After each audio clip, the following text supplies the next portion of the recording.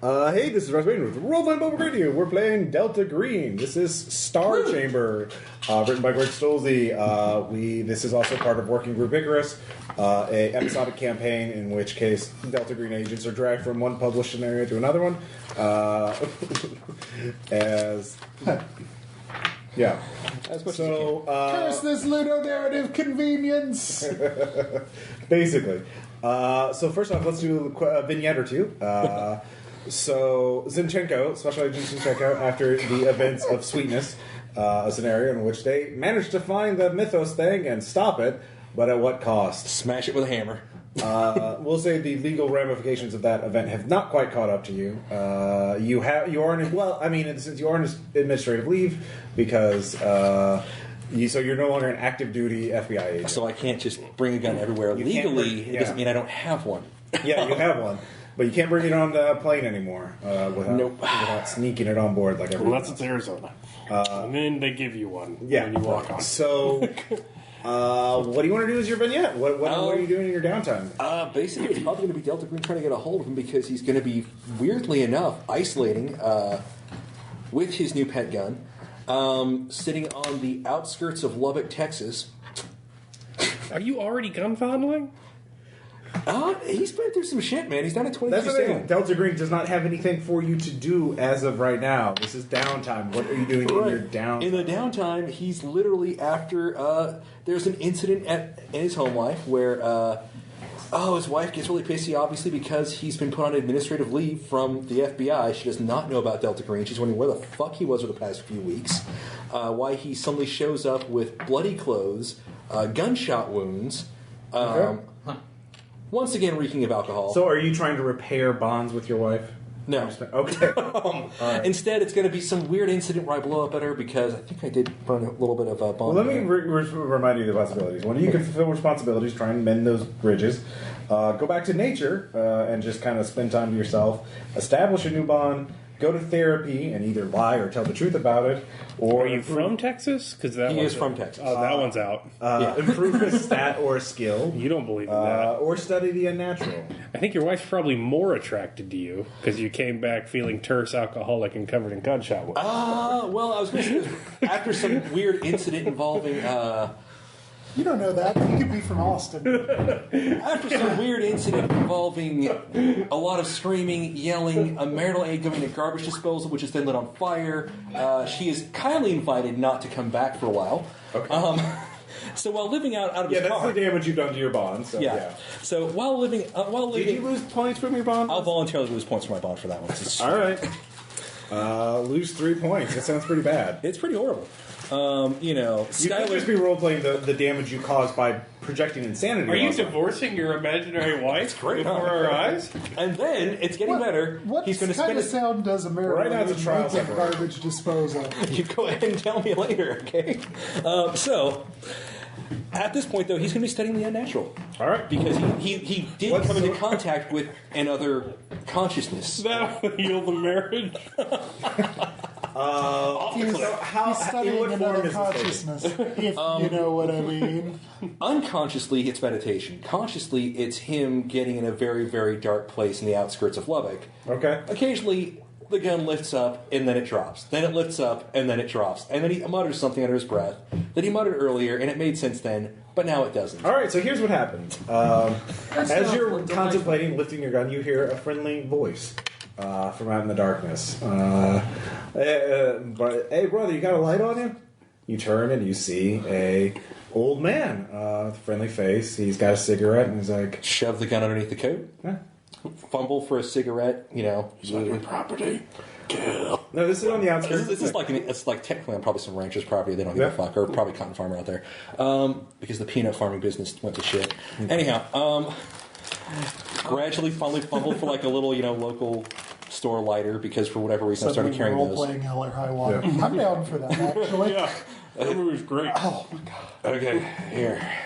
You can keep the lighter. I don't give a fuck. Oh, no. So he starts talking. Okay. And you can't help but get wrapped into conversation. You have nothing better to do. Right. He's an interesting old man. He tells old stories about, the weird He talks, he points up at the stars and points out a constellation. The old Indians, they called that one Coyote, and In some half-drunk state, I mutter something from a previous adventure. Yeah. And he says, I heard about that. Really? Yeah, and so it goes. That might be a bad thing they've heard about, man. Yeah. Been studying the Aklo on the Rosetta Stone. About that level. And so you keep going back. You keep finding yourself going back to that same stretch. It's a crossroads, actually. And keep talking to the old man. You learned how to play that guitar real damn good. So go ahead and give me a sanity check. I'll fail on this one. Black. Turns out 98. really great with the elements. All right. So, add 10 points to a natural. so we get what we want, and then you get this coupon to Hot Topic. Because he keeps telling you old stories, old legends he's heard from. And he seems very vague about where he heard them from, but they seem very interesting to you. Egypt. Usually I'll have a few before he shows up. Yeah. I mean, this is the No sand loss. You just learn a lot. and I'm probably marked. Oh yeah, probably. Tom, your character. I'm actually going to go see... Tell me you record him for What was your last mission? Yes. Was it Caligata? Yeah. Okay. No, or was it... No, it was the... Last thing's last? Tell me about yeah, the it was, matter, it was the Grandpa. septic tank. Septic tank. That's last Throw thing. this on the NPR. So, anyways, I'm actually... Delta Green actually... Do they have therapists? Bill. Do they have therapists too? Yes, they do. I'm gonna go see one. Actually, no. Well, if you want a Delta Green cleared therapist, give me a bureaucracy check. I do have a little bit of that. Not much. Remind me to tell you about story 13. after this. You make it? I do. All right. The special access program tells you that this particular therapist, I'm going to give me a therapist name, Greenwood. Dr. Greenwood, is cleared for the program. Okay. So are you going to tell him the truth? Yes. All right. Shall I, reduce a non-Delta Green bond by 1. It's my only bonds are my teammates. Okay. Well, those are not Delta Green. I thought that's your bond to the let me see your character again. isn't it? I thought these starter One characters. teammate and then another Can you hand me teammate. these? A lot of these starter characters wind up with teammates as bonds. Like one of mine got killed, the other one. Oh yeah. Yeah, it was that. Yeah. All right. So yeah, you're fine. 'Cause I don't know anyone outside. All right. Make that ends a luck check. 50% chance. Is it high or low? You choose. Low. Okay. What'd you get? Nope. High. Hi. All right. All right. You talk to him. It doesn't seem to help. It's more like, it's just like, thing is, like, when I heard that voice, I had no trouble pouring the gasoline down there and light it up. And then when my other agent, when he asked me, like, when he started saying we have to save this person, I really was at that moment capable of just shooting him right between the eyes and feeling nothing. HR kind of fucked us on this one, huh, Bill? Yeah. Got two real winners in the team. HR. That's who fucked Actually, us. that was from the Not just briefing real documents. The published game has. Let's see here.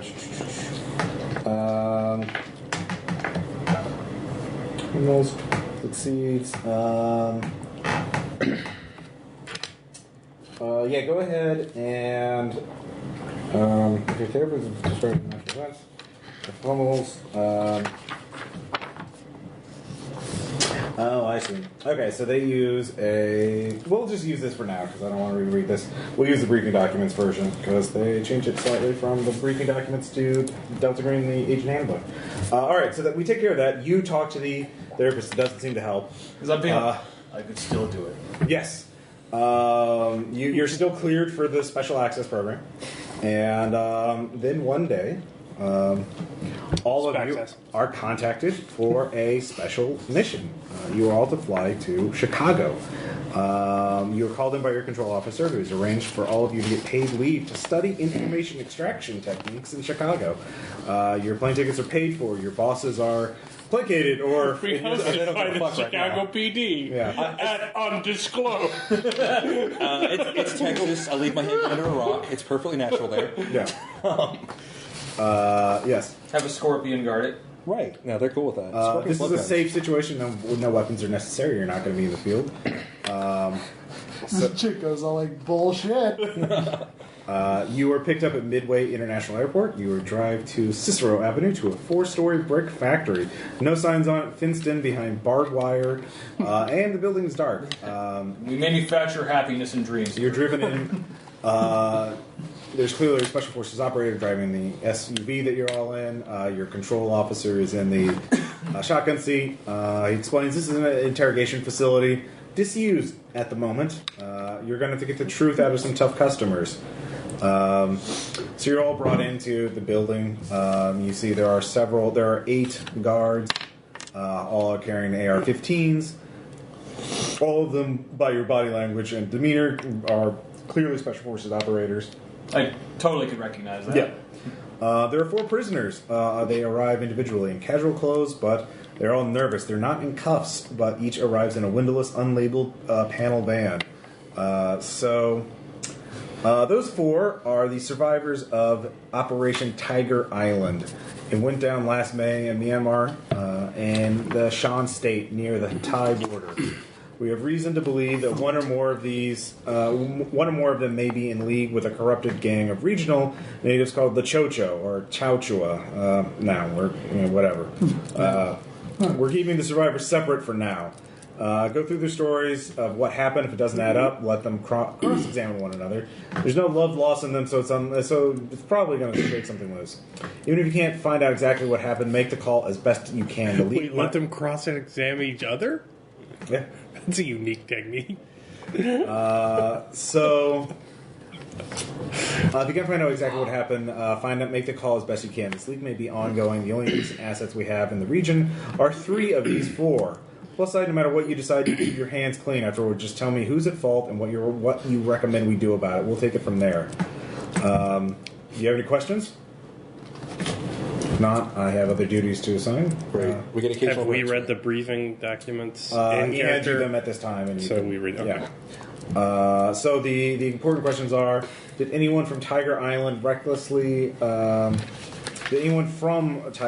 get recklessly exposed to the unnatural?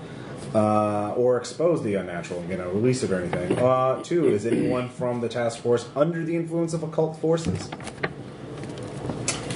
So, and this is it.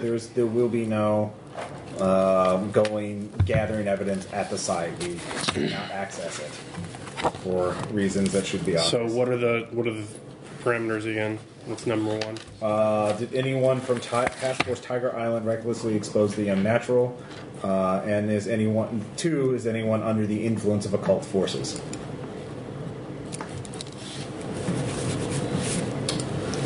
Do we know about the Thailand thing? The Thailand thing? It's near the Thai border. On the timeline. Yeah, you all have access to that. New evidence suggests a survivor of Tiger Island may have taken toxic artifacts to Thailand afterward. Do we need to find out who that is? They don't know who. I mean, that's all the information. Presumably, if we found that would be the person that's under occult influence. Yes.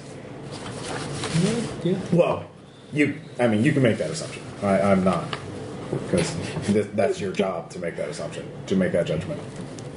You are the judges, jury, and don't worry about anything that else. part. Well, no, we'll take care of anything else. Yeah, sure. In this scene, the first scene, the inquest convenes. Everyone plays their primary character. I will be playing Rick, Toby, Jenny, and Mona. So first off, how do you want to set this up? Do you want to all meet in the same room? They also have access to a room, the one-way mirror, so you can ask questions through the one-way mirror if you want to. I can set up a speaker and headset, or do you just want to, for the sake of purpose of roleplay, it's better if everyone's in the same room at the same time for these scenes, rather than we interrogate each one separately, blah blah blah, because that's just going to take forever to roll. So, good interrogation. No good interrogation. Yeah, fuck that. Let them all get their stories straight. Does this place manufacture car batteries, perchance? Because that'll be useful. You could torture them if you want. There will be sand checks for your primaries if you do anything like that. Is Mona ambulatory? She is confined to a wheelchair, a withered, paraplegic, dazed, and largely unresponsive. She can occasionally say a few words at a time. We could just say weird shit, see who gets nervous. Rick is calm and grave. Toby's extremely formal. Jenny seems shy, nervous, and distressed. And they all just use those names, and they prepare. They're ready to talk about that. So, all right. So, let's see here. Before we get into scene 2, which is the first flashback, where you guys, So in scene 1, do you guys want to establish what the protocol is? I mean, I guess you can say you do one at a time, but it's, in terms of playing the scenario, it's going to play out the same way. They're going to. Just because the scenario is written one specific way. So let's stick together. These tracks are confining my free spirit. Yeah, I know. Damn, Stolzy, that, what was he thinking? No, so, I refuse to work for my keep. Yeah. All right. She is a wreck, but you don't have to worry about security or anything like that. Do they have like food or water? They do have food and water. Somebody go to Panera. Yeah, there are 8 guards that will follow your orders when it comes to the prisoners, but they will not. Sesame bacon. Get us Panera cake. Go! But it is clear the guards are not going to. They actually don't want to know anything about the interrogation. They don't want to know anything about the actual operation. They are, That's smart. Yeah. They will do what they're told, but that's it. And they're not going to tell you. However, they are not going to tell you any information. They're not going to tell you anything about the chain of command or anything, or what they think about anything. So before we get into the interrogation, does anybody want to do anything? Or you just want to go to the first scene? Can we split them up and just cut, like, media style? Like, everyone is being interrogated Firefly-wise by one other person, and then you're paired up? I mean, you can. I mean, in terms of, like, the information you're going to get, it's going to be the same, We're going right? to get one cohesive flashback scene. But it makes sense. Yes. Yeah. Rather than just like, all right, guys, do it. Yeah, I mean, it sounds like we're going in there and doing restorative justice. And it's just like, all right, tell us how you're all feeling about it. I feel like we can observe that, fictional we can conceit. observe that conceit. Yeah. We're skilled enough role players to suspend that disbelief. So who wants to talk to whom? So obviously we can't talk to ourselves. Yeah, so the first scene is like the convening, and you want to talk Don't hit me in, Sean. Do you want to ask, if you want to start asking questions about the actual operation, we'll go to scene 2. If you want to ask anything that the secondaries know before the mission began. All right, what are all our names? I'm Malay, Barrow. Zinchenko. Crazy gun fondling, twitchy guy. Worse than that. Major Jordan. Jordan. Yeah, just Jordan. All right, then we've got Rick. Toby. Jenny. And Mona. Answer, not appearing in this film, who is Pete. And Dead-ass Pete. Dead-ass Pete. Here, this fingernail clipping is all we have left of him. We can talk to that. Well, that's not been established yet, although it could be. All right, who talks to who? I can draw lines. I want to talk to Pete. Yeah, Pete is not available. Okay, so... Ross, we get a Ouija board. Yeah, you could just talk to your primary. Could just talk to their secondary, which would be explain how you know so much about them. Logic. Yeah. All right. I will talk to Toby. Okay. All right. Let's see here. Yeah. So like. Bill, talk to me. Yeah. I will. Yay! Yay. Bill's talking to me. But I guess I'll talk to Bill. Jenny. I'll talk to Jenny. From the block. Crazy Jenny. Oh, Mona's crazy. That's right. Yeah, Mona's Mona. crazy, Mona is not going to be. Is going to be very hard to so talk to. Gotcha. Tom, you're talking to Mona. Talking to Jenny. Talking to Mona. Can you get anything out of her? Nope. All right. Good job. Oh wait, I'm gonna try something. You're kind of guarding. Alright, I'm gonna go out Okay, and let me try smoke. something. Stop being crazy. Like that's all I know. Well, it They didn't want to take him on the was bagel super ride, ineffective. so we gave him a job just to make him feel important. All right. So you all begin talking to each other, and so let's fade into the first flashback. Location TI-19. The scene begins at midnight with Rick handing a greasy wad of Thai currency to the bush pilot, whose tiny pontoon plane buzzed them over the border and landed them on the Salween River. It's May 8th. It is, yes. There we go. The team unloads gear and goes to shore. Short hike gets them to a tarp-covered jeep, and then it's an uncomfortable 10-mile journey to the village, TI-19. The international NGO called Rainbow of Hope International visited the place 5 years ago, and Rick has the contact information for Prosperous Villager. They're named Yu Halong. Lang. He's worked has worked with Rainbow of Hope before and is ready to present the team logistic experts who are considering it for a long-term clean water project. The four, all five of you are there. Mona is so. Jenny and Mona can speak Burmese, so Mona is going to talk to. Mona is. Don't worry about Mona yet. Let's find out what you guys want to do. Who are you going to be approaching, and what language are you going to be using to talk to people? Because actually, they have different results for different languages. Those of you who speak. Yeah, all I've got is Thai. Well, Thai is a language just by the border. All right, I speak English. That's it. Well, Pete, you can be accompanying one. In fact, I'll say you could be accompanying Mona, and you Okay. can have her. I'll just let you call Mona shots. So Mona speaks Burmese. Mona also speaks Thai, and Mona has revealed to you she speaks an indigenous language called Chocho. Oh, yeah. Yeah. I know what that means. Yes. So you, Tom, who would you can accompany Mona as her backup, and who is she talking to? And in what language? You could talk to the villagers. There are soldiers there, from the government. You could try to Someone official?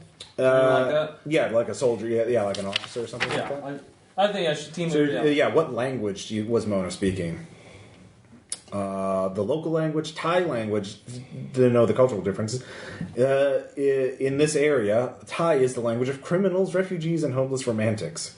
So if you want to talk about something a little darker, that would be a better language. Or you could try your luck with Chocho to see what kind of reaction that gets. I think we'll stick with Burmese. Okay. Keep it official. All right, pretending to be talking to. All right. All right. So yeah, that's what you're doing. The soldiers talk about. Oh, we'd love to get some clean water here. Yes, we really appreciate that. This area is very wholesome. The people here are hard workers, and you don't have to worry about the Shan State Army. Those insurgents, they're very quiet. Mona does bring up the unit that was attacked recently. And she says, "Oh, some things you can't defend against." Another soldier elbows him hard and means, "Oh, their equipment broke. That's why you can't defend against equipment breaking in the jungle. That's why that happened." So, does Pete have human? He does not. Okay. 10%. Well, you could try. Should I shoot people? 86. All right. So this is how this scene's going to go. This is sort of the background. The rest of you three, what are you talking about? What are you wanting to do to get information? So where are we at? We're at the airfield? You're at TI-19, the village. Oh, we got to so it's been 10 hours in the car already? Yeah. This is, I mean, that was pretty much everyone agreed. Yeah, we got to the village. Okay, that's it. I will go try and meet Yu Lang. And who are you playing? I am Rick, All right. the State Department agricultural guy. Is Rick kind of short? Is he a little bit? Rick! Oh. Change my card. Have you changed your card? Oh, thank God. Thanks, Jenny. I flooped the pig. It's like, who are you? All right, so I forgot. Was there any questions you had to answer for that? On terms of your background? What? There's certain things like, what did you do? What did you talk to this guy about? Mine does, actually, for May 9th, right? Yeah. Reached TI-19, so...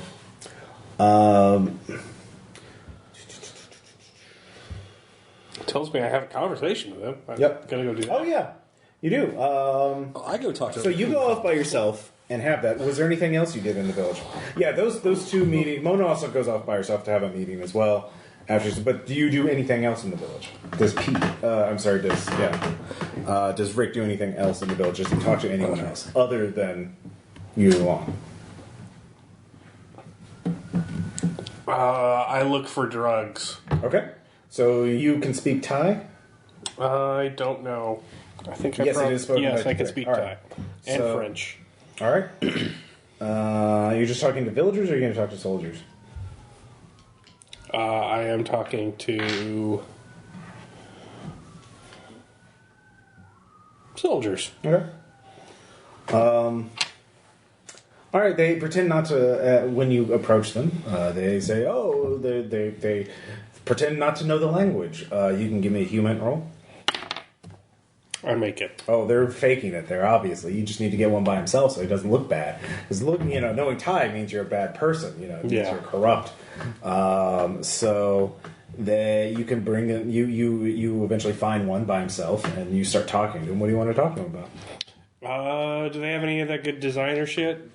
Oh, sure. Coming over from Thailand. Yeah, I'm looking for something for my girlfriend. yeah, Westerners. Yeah, I knew you weren't here just to help clean up our water. You want a good time? I can help you with that. yeah. Okay.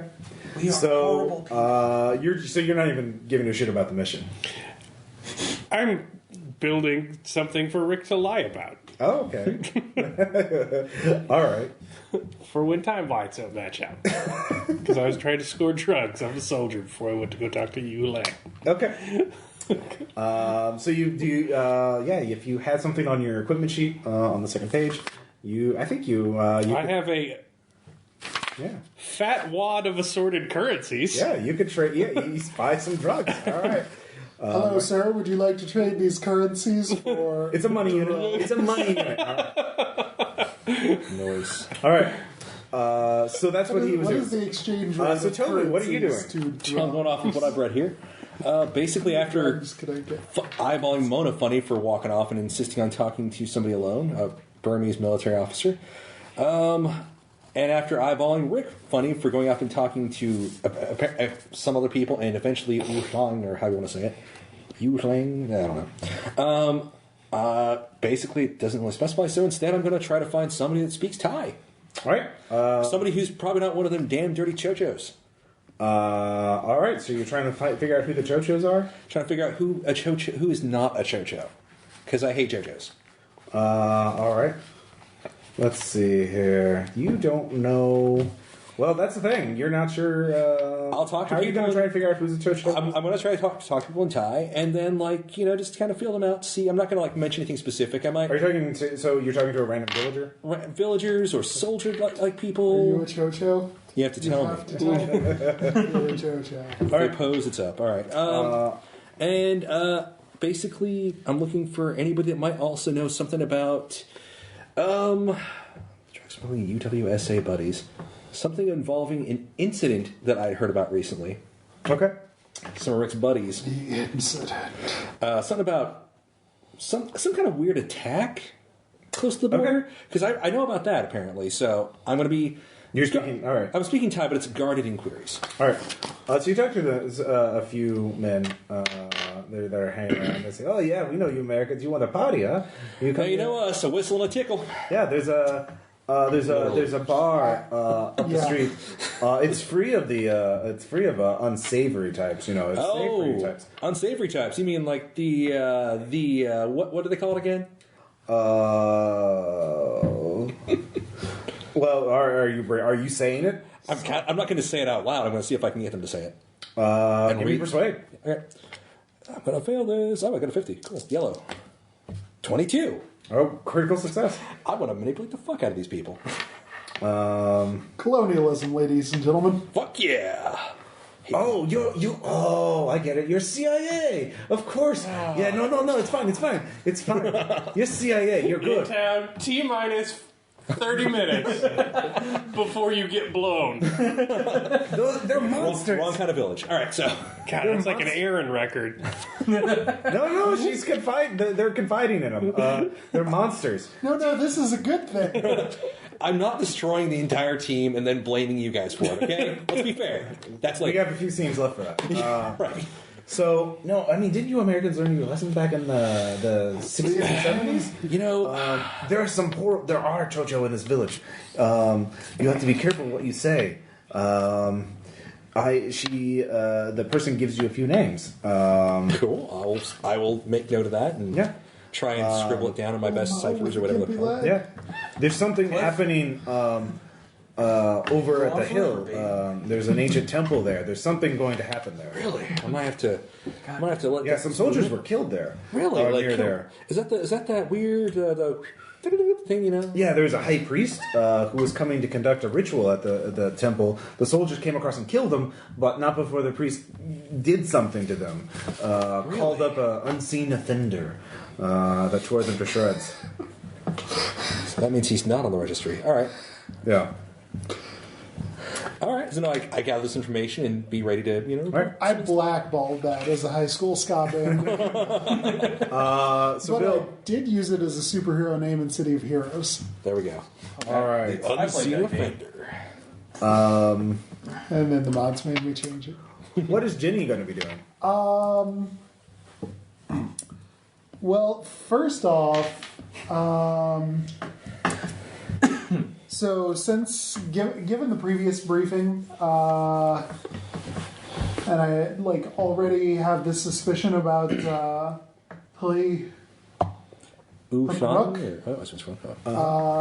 Chocho Punisher of Inferior Disbelievers. Can I get an anthropology or occult to look for influences? Yes, give me actually a foreign language ACLO roll. All right, that's better than those. Red tie. 30 out of 60. All right. Let's see here. You see some marks on certain doors that have Chocho and ACLO symbols on them. That is very subtle, but it's kind of like aha.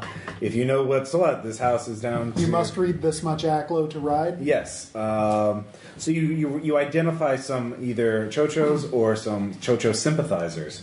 So you could approach them and try and speak their language if you wanted to. Okay. So do you want to do that? Actually, I'm going to approach and I'm going to lead in Burmese. Mm-hmm. Let's see. I want to just talk about if we're here in theory on a clean water project. Want to know about the surroundings. Try to suss out what sort of contaminants we might be dealing with. Okay. They're very upfront. When you make the small talk. There've been no ill effects. I mean, but they spit black mucus. From they say it's clean, but the black mucus in there, gives them that. So I'm really looking for just somebody to kind of give me local walkthrough, lay of the land. What's around and about. Okay. And then. I want to... What do I need to, try to insinuate that I'm in the know? You just speak it. Speak it to someone. All right. I'll just drop just a say, single word, basically. Yeah. Okay. You say a single... all right. It's... very good. Soon. Big hill. Joy. All is well. Good. Points to a location. Yeah. Now we're doomed. And then they make Peace Storm was a mistake. makes a gesture that indicates cannibalism. So, Yeah, exactly. What kind of gesture? Kind of like pulling meat off a bone. Okay. Yeah. Wave, smile, wave, then big bite. Yeah.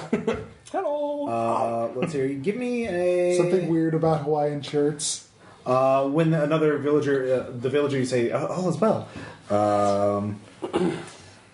Oh no, yeah. So they're very enthusiastic. You get thumbs up, So yeah, all right. We'll clean up that water for you. Okay. So I am going to.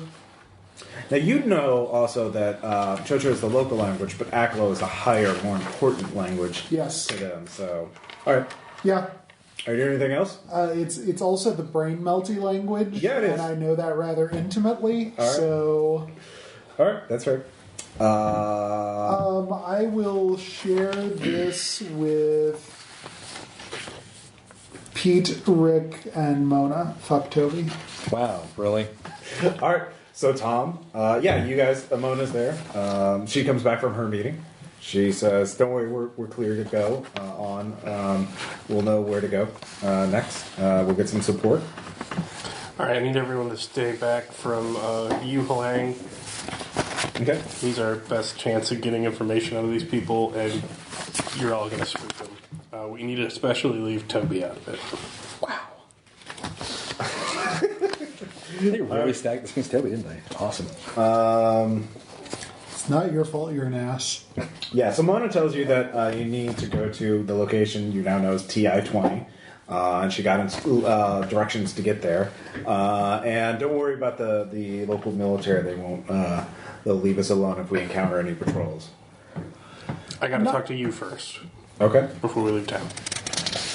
Well, yeah. So what do you want to share, Jenny? Not particularly worried so much about the military, but let's see, Mona's the other one that knows Aklo and such, right? Yeah. So I will share the symbol or the Actually, hand no. gesture. She only knows Chocho. She does not know Aklo. Oh, okay. Well, I'll share the Chocho symbol or hand gesture that they shared with me and said. Do I recognize that? Do you have Chocho? It's the thing the worms ate into my flesh. Yeah. Jenny actually just And Jenny has told me about Aklo before. So. Yeah. Yeah. By the way, did you translate that for her? Were you able to? I think it said I did. Yeah. No, you can specify whether you told them or not. No, it said it's Aklo. You didn't tell me. What it means. Oh, okay. So did you know what it means? All right, we'll say that's a no then. Well, I was just reading back over it. Okay. You know what? It's not his fault. So yes, I will tell him that All right. roughly translate. Do you have the translation? No, I do Okay. not. Roughly, it means this receptacle has been found pleasing by the greedy fertility power.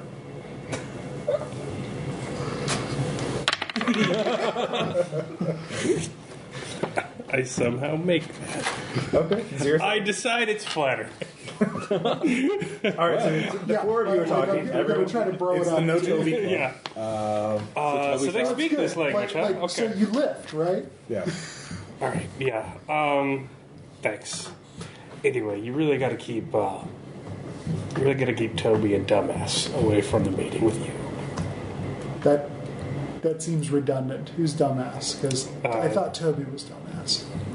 Grunt McGun Huge over there. Oh, Pete. It's like, Yeah. it's like, like, what? Yeah. Yeah. And then Mona seems a little too attached to this. So if you could keep all of them busy, you're a smart kid. What the fuck? I'd bring you in. You seem like you got potential, but it's kind of a patriarchy out here. It's not going to help with you in the room. But if you could babysit for me, that'd be great.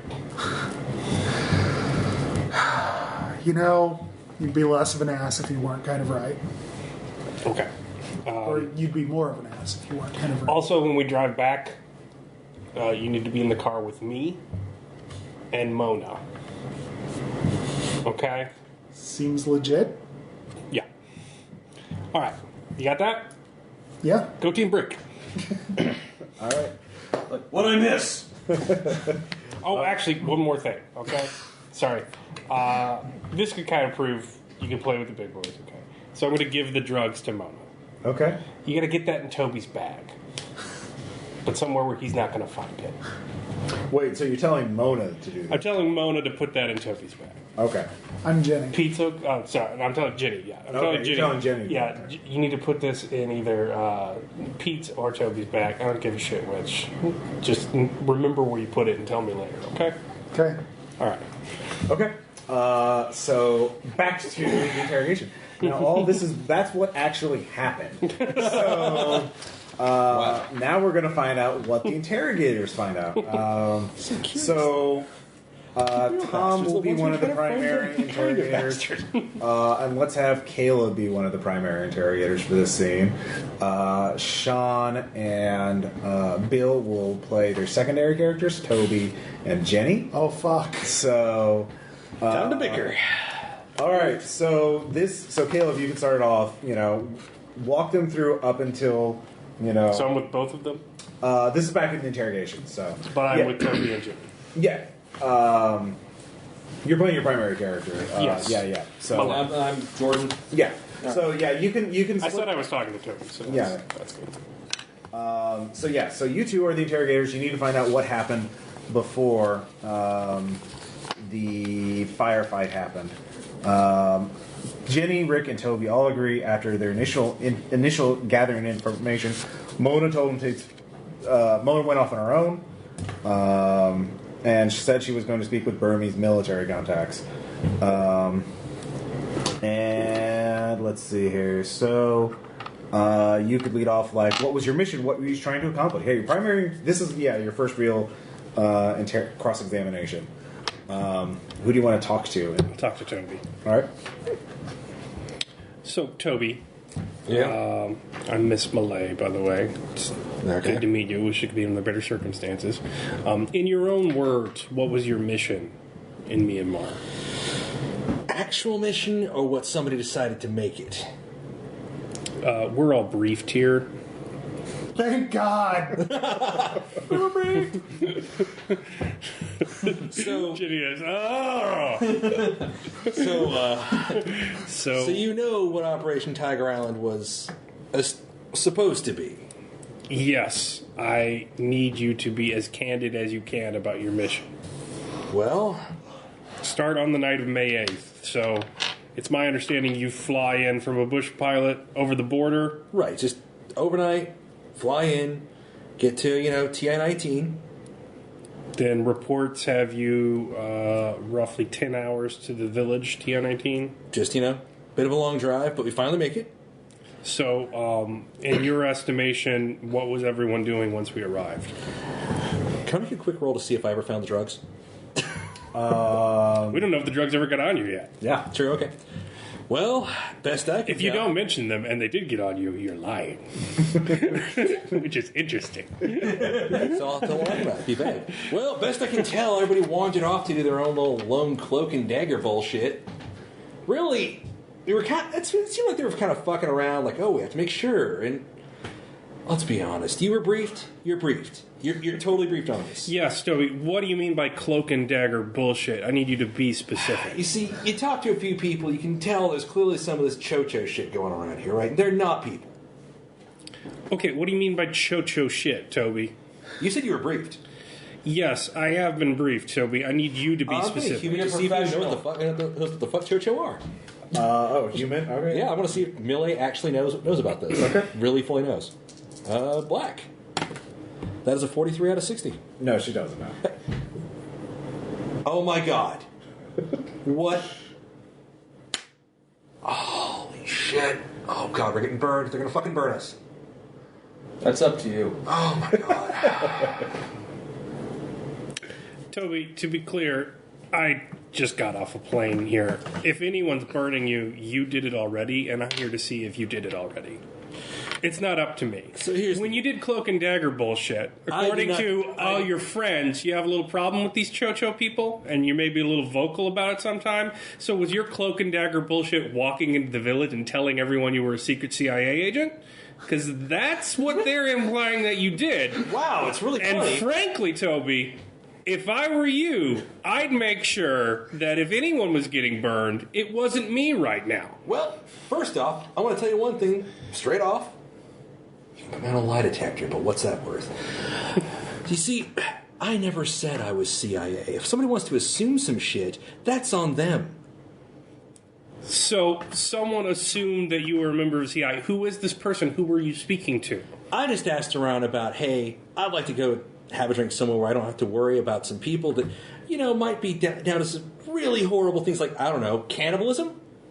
I don't like the same drinking hole there. So you mentioned cannibalism. Not explicitly, no. How does one mention cannibalism subtly? There's a gesture. Apparently, yes. Listen, do you know anything about that area? Really? Toby, Let's talk. I don't need to know anything about that area. I need to know who fucked up. All right. And right now, your friends are making it look like it's you, Toby. It's really And weird. frankly, you're not talking me out of it. That's really weird, because it sounds like you decided this before you walked in the room. But, hey, that's great. I'll tell you what. Why don't we go to where we really fucked up? And that is sending a bunch of non-military personnel, except for one guy. Poor Pete. One guy who kind of seems like he knows what he might know what to do. You send a bunch of academics into a field where, frankly, they don't belong. So you were talking to a villager? I just asked, hey, you know any good places to get a drink or something? And the only specifics you know about everyone else is they were doing cloak and dagger bullshit. Well, they kind of did this weird thing where they suddenly didn't talk to me, so it's funny you're mentioning that they're all conspiring against me, very blatantly. Okay. It's kind of odd that... I'll cut away from Malay there as he gets angry and... All right.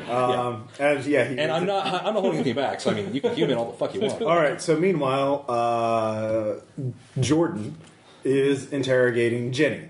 I believe so. So, Jordan, what do you want to know about what happened before the ambush? I'm more. So, what, did you take any precautions before you went out there? Were you warned that there might be trouble? I By the way. was briefed on. That's good. That's good. I'm just like that point. Oh, Come on, it's just a useful word. Brief! oh, thank Christ. Okay, so you were briefed. Yes, and based on Just gets up and leave. We're done here. based on my previous experience with the remit of the organization, I walked in aware that we might be dealing with a somewhat unnatural kind of situation. So yes, I was cautious, tried to be surreptitious. Out of character, some of the questions you might ask are, what was your mission? What were you trying to accomplish? What orders were you giving? Okay. I'm getting it. All right, sorry. So, what was so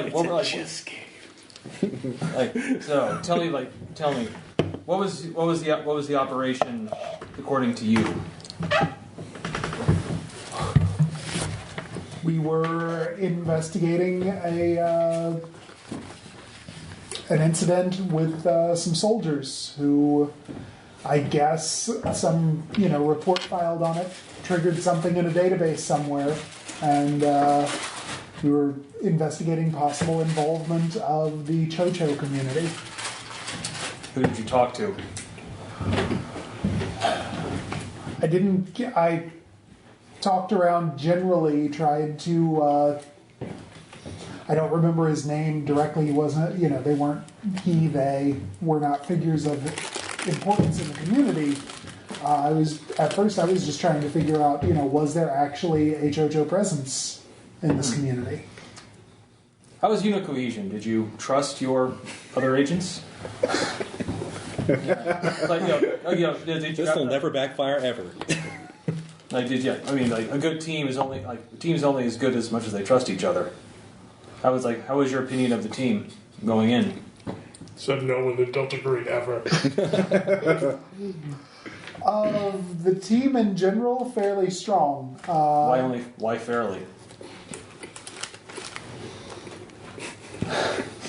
Well, as you say, can't be stronger than the weakest link. And Who would you call the weakest link then?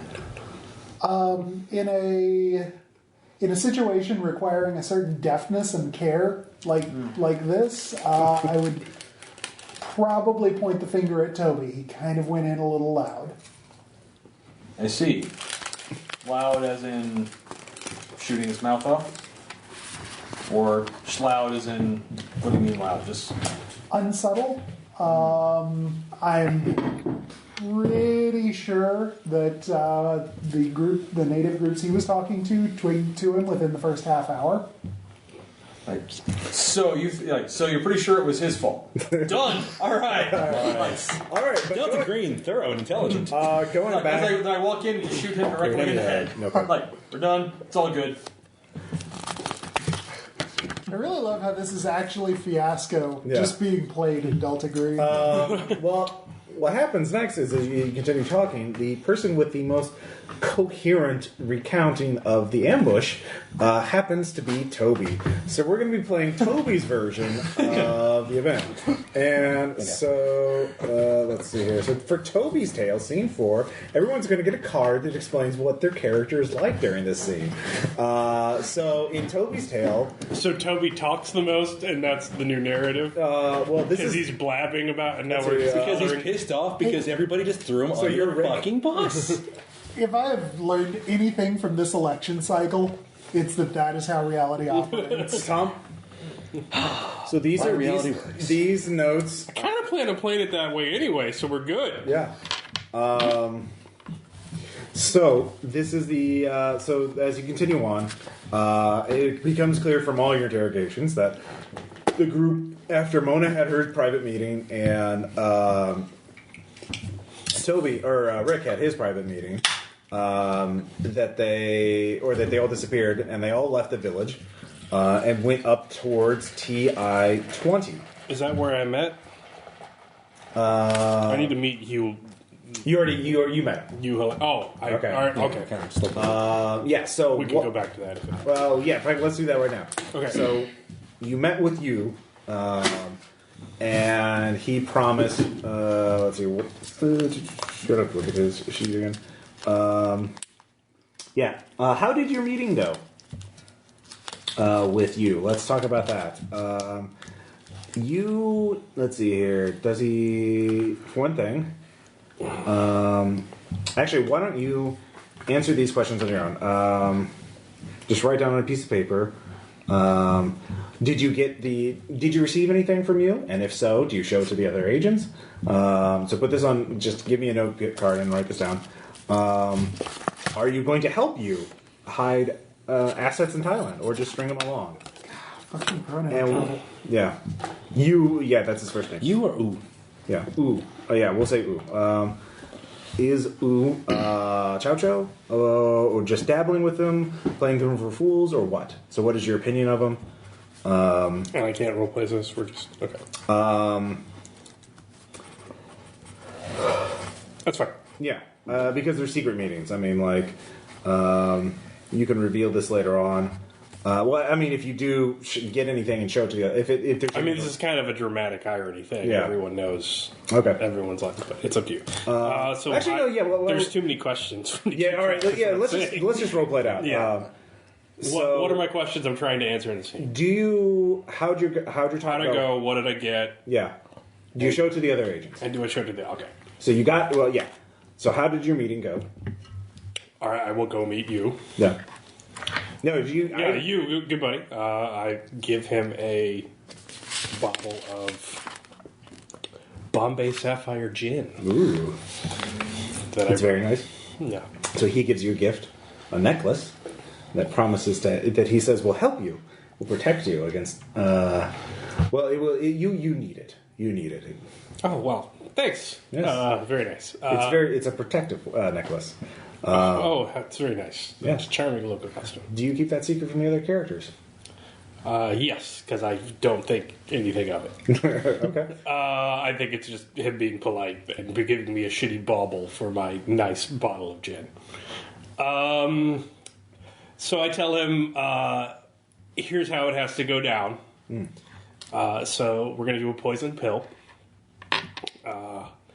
I brought along a couple rubes. They're, from nice families, but not like ransom nice families, so they'll get out eventually. So basically, we'll plant a small thing that makes the airport guards look good in one of their backpacks. While they're searching and pulling that car over, our second car goes through. Nobody thinks the wiser because everybody looks good because they're arresting some white kid with some MDMA. Then I take your money on the plane. From there, I can go one of two places. I can get a diplomatic pass through airport security if I'm going to go give some information to Human Rights Watch in Sweden. And once I'm there at a Swiss bank, I deposit your money, minus my fee, of course. Of course. With a password that you will have access to. It's there. It's accessible anywhere in the world in less than 24 hours. But in order to get past security, I have to have that diplomatic push through. Now I have the contact, but I've done this thing before, and she's getting a little nervous, squiffy around me. So if I had some information that I could feed her, that would assure I could get a straight line through. So I've been hearing some, rumors about this squad that got mangled. Yes. Trying to cross the border. If you could give me anything about that, and it's Burmese military, Human Rights Watch is going to want to hear about it, but they ain't going to want to do shit about it, so you're not going to have to worry about it. But if I could get some pictures or some evidence or anything about that, that'll just get me straight through the line, and your money's in the bank. 48 hours max. Well, if you want evidence, it's still there. I mean, nobody's. There's a temple up on the hill, the big hill. I'm sure you've seen it. It happened right there? Near there, yes.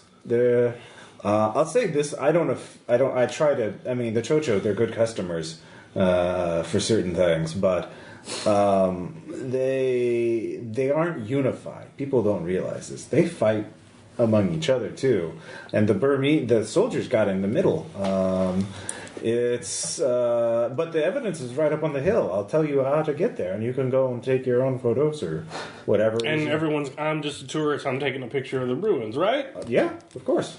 So I guess it's just going to be like bullet holes and stuff like that. Stuff that I suppose so. Yeah. There's the temple. I mean, if you want evidence, there's all kinds of weird ruins and carvings and things like that. It's very National Geographic.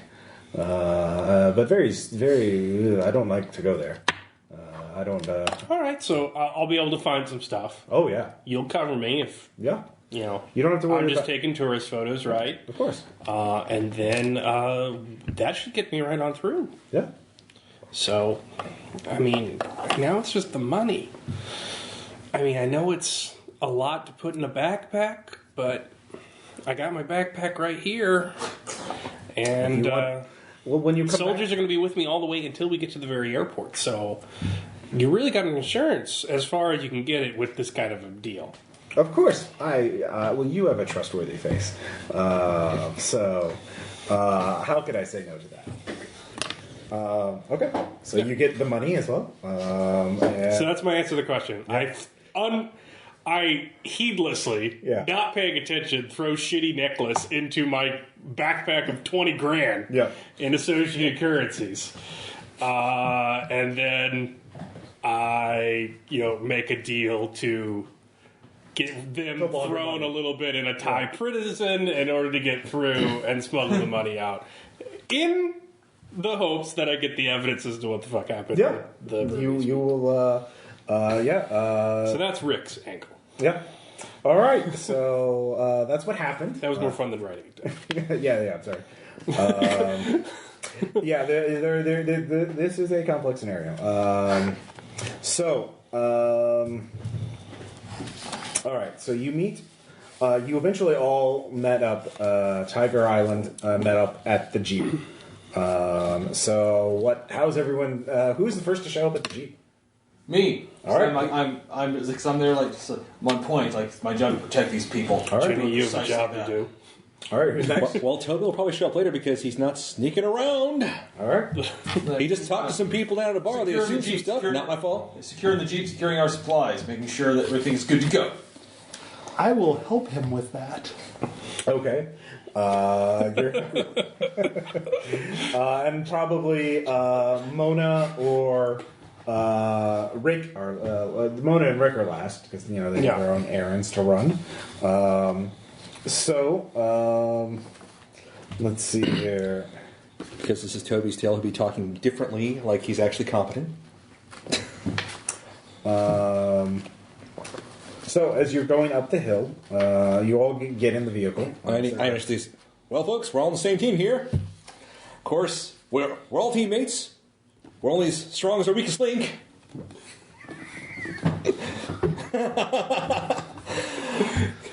So, I don't know what information you gathered, but I've heard they're moving an artifact there, and we need to put a stop to that.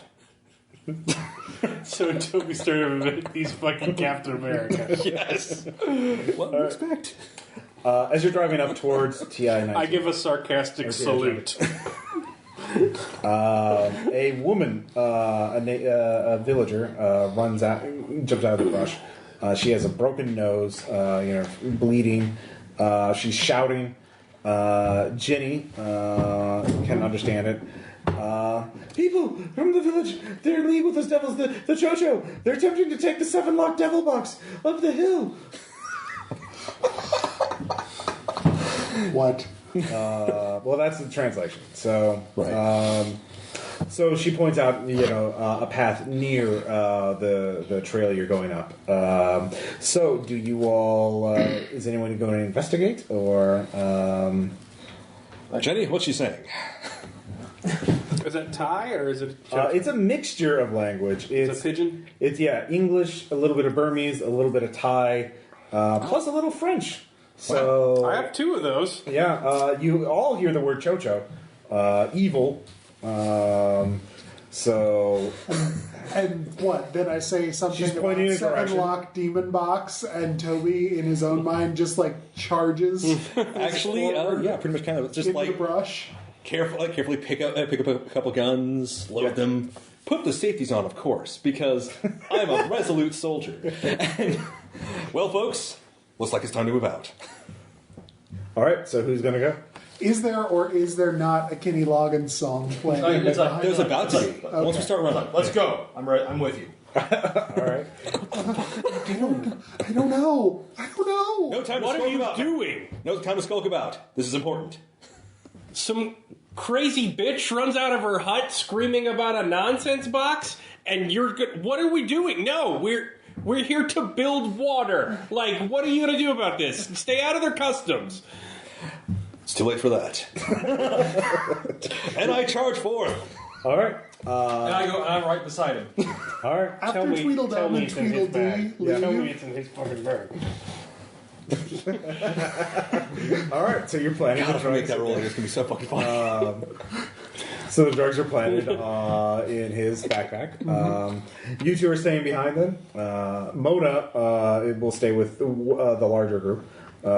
She's not inclined to go out and check that out. So. I will talk to the crazy hut lady. Yeah. Okay. What are you talking about? What's your name? Okay. So you have to calm her down first. You have persuade I do. or psychotherapy. Sorry. Yeah. I have persuade. All right, I you do can not have persuade. psychotherapy. I have persuade at 50. I have it too. Okay. We both go. Hey, yeah. All right. It works. All right. It'll take you a little bit. Meanwhile, Toby and Pete run up and they, let's see here. At a fast Hey. Yeah. She points down the trail. Coming down the hill are a group of village men bringing a large, heavy, ornate metal box. There's 6 men carrying the box, 3 men on a side. They're using poles to carry it. Oh, pallbearers. And then there are 2 more men in front of them. Who are not carrying it, but they have AK-47s. The men carrying the box each have a slung bolt-action rifle on their back. So they see you because you guys were just running up there following a middle-aged woman. What is your first reaction? I'm going to try to speak to them in Thai. Okay. Pete? I'm standing by for whatever he needs. Okay. God, this going to well. Let's see here. The escorts immediately point their weapons and to fire at you. Well, obviously they're attacking us because they're evil chochos. Yeah. So there are... Yeah. Look out, Pete! The chochos are shooting. It's like, not if we shoot first. All right. So they have decks of 12. What Quite are the you? storyteller, Toby. I have 14. Dex, Or 13. Pete has 14. Pete goes first. You had your weapon ready. So. Oh, yeah. I guess it's another AK. It's whatever weapon's on your Yeah, character sheet. I'm sporting an AK, so. Oh yeah, Okay. AK. All right. Are you going to fire a single shot or a burst? Burst. Okay. You can hit either 3 of the. The escorts are like they're a bit spaced out, so you can only hit 1 of them with a burst. But you could hit 3 of the bearers at a time with a single burst. It's like the bearers. Okay. Like don't go in. Bearers. I got. Okay. They're not shooting at you because their weapons are slung on their back. So this round they won't be able to act. But the 2 guys with AKs can. I was like, you take out. I'll take an AK. You take the bears. Go and roll. Done it. Shooting. Oh, and where's firearms? And I have it at plus 20. Okay. What? Yeah. 66. 66. Captain Gun. All right, that's a critical. That's a critical hit with a burst on 3 of them. So it's like an 80s action movie. Yeah. All right. The 3 of the bears, I'll just say they die. So we're basically, hey. God damn it. It wasn't that there was a humanitarian event. We were the humanitarian event. Toby, what are you going to do? I take out one of the guys with the AK with a burst. All right, go ahead and fight. Roll. I've got a plus 22 all attack rolls, so 50 plus. Okay, so 70. Red. 53. 53 hits.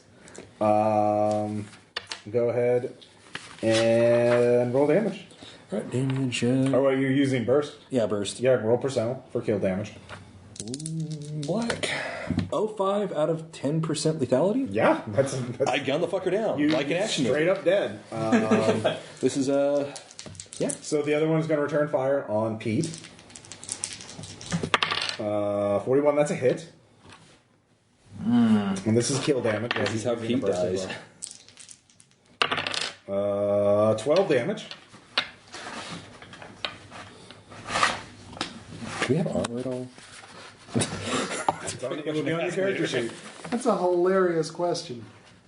How many hit points does Pete have? I'm searching. Where to go? Let me see. Oh, was it 4? I took 12. Yeah, I have 14. Okay. So you're unconscious. So Pete falls down. Pete! And this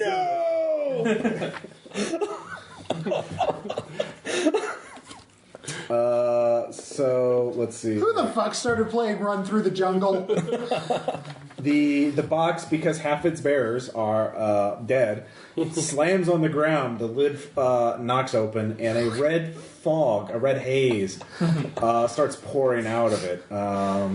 And the other bearers run away from it. Let's see here. Including other AK guy? The one AK guy is going to try again, but it's a new round. It's your turn. I hose that guy down. Okay. Yahoo. 17. That'll hit. All right. Roll again for percentile for kill damage. Black. 11. Oh, barely missed it. I think it's 10%, yeah. Well, he goes down as he staggers down. He stumbles down, and then the red mist, the red haze, envelopes him, and he envelops him. Sorry, there, and he just starts choking. And at this point, you see, unfortunately, Pete is face down in the dirt, surrounded by the red haze. Can I get through the red haze to grab him, or no? You could try. I'll give it a shot. All right, first give me a sand check. Of course. Black. Did not make it. All right.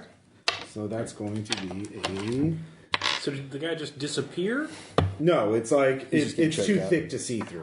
It's he falls down. It seems to be having a deleterious effect on humans. So that's 5 sanity. All right. Down to 40. Actually, I just hit a break point, so. All right. So Yes! Pete Into the ground. Toby runs away in a blind panic. I'm going to dictate this because In his no one else mind. left to. You mean blind heroism? In his mind, it was too late for Toby. The thing had gotten him. No, already. Pete. Don't, no. Pete charges into the mist. Right, yes. Yeah. To hold it Pete's back. version of the story. He's holding it back. Pete is dead. Yeah. Yeah, Toby's version. Yeah, to hold it back, it's like he's a. charging heroically Run, into the Toby! mist. I'll hold Okay. it back! You know. All right. So Nobody said Toby's a good person, okay? Seriously. Yeah. I've read his fucking profile. It's worse than what you guys have. I'm not joking. It's worse than what you guys read. All right. All right. Real fucking bad. The woman disappeared that led you in here. You're not sure what happened to her. You didn't pay attention. And you went nuts, so you don't know exactly where she went. Right. So the next thing is, so you run in a blind panic. In the narrative, it got Pete. It was too late. He wanted me to make sure I escaped to warn the others. Okay. Something like that. Yeah, so you get back to the others eventually. And by this time, your insanity's worn off because you're back at the Jeep. Right. The other three, you've been talking to the woman.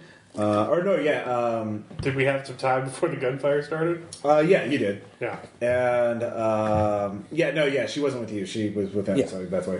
What are you asking her? What's going on? What's this box? It is cursed. It locks a devil inside. They are trying to open it. I don't know why. They took it out of the temple. What happened to the soldiers?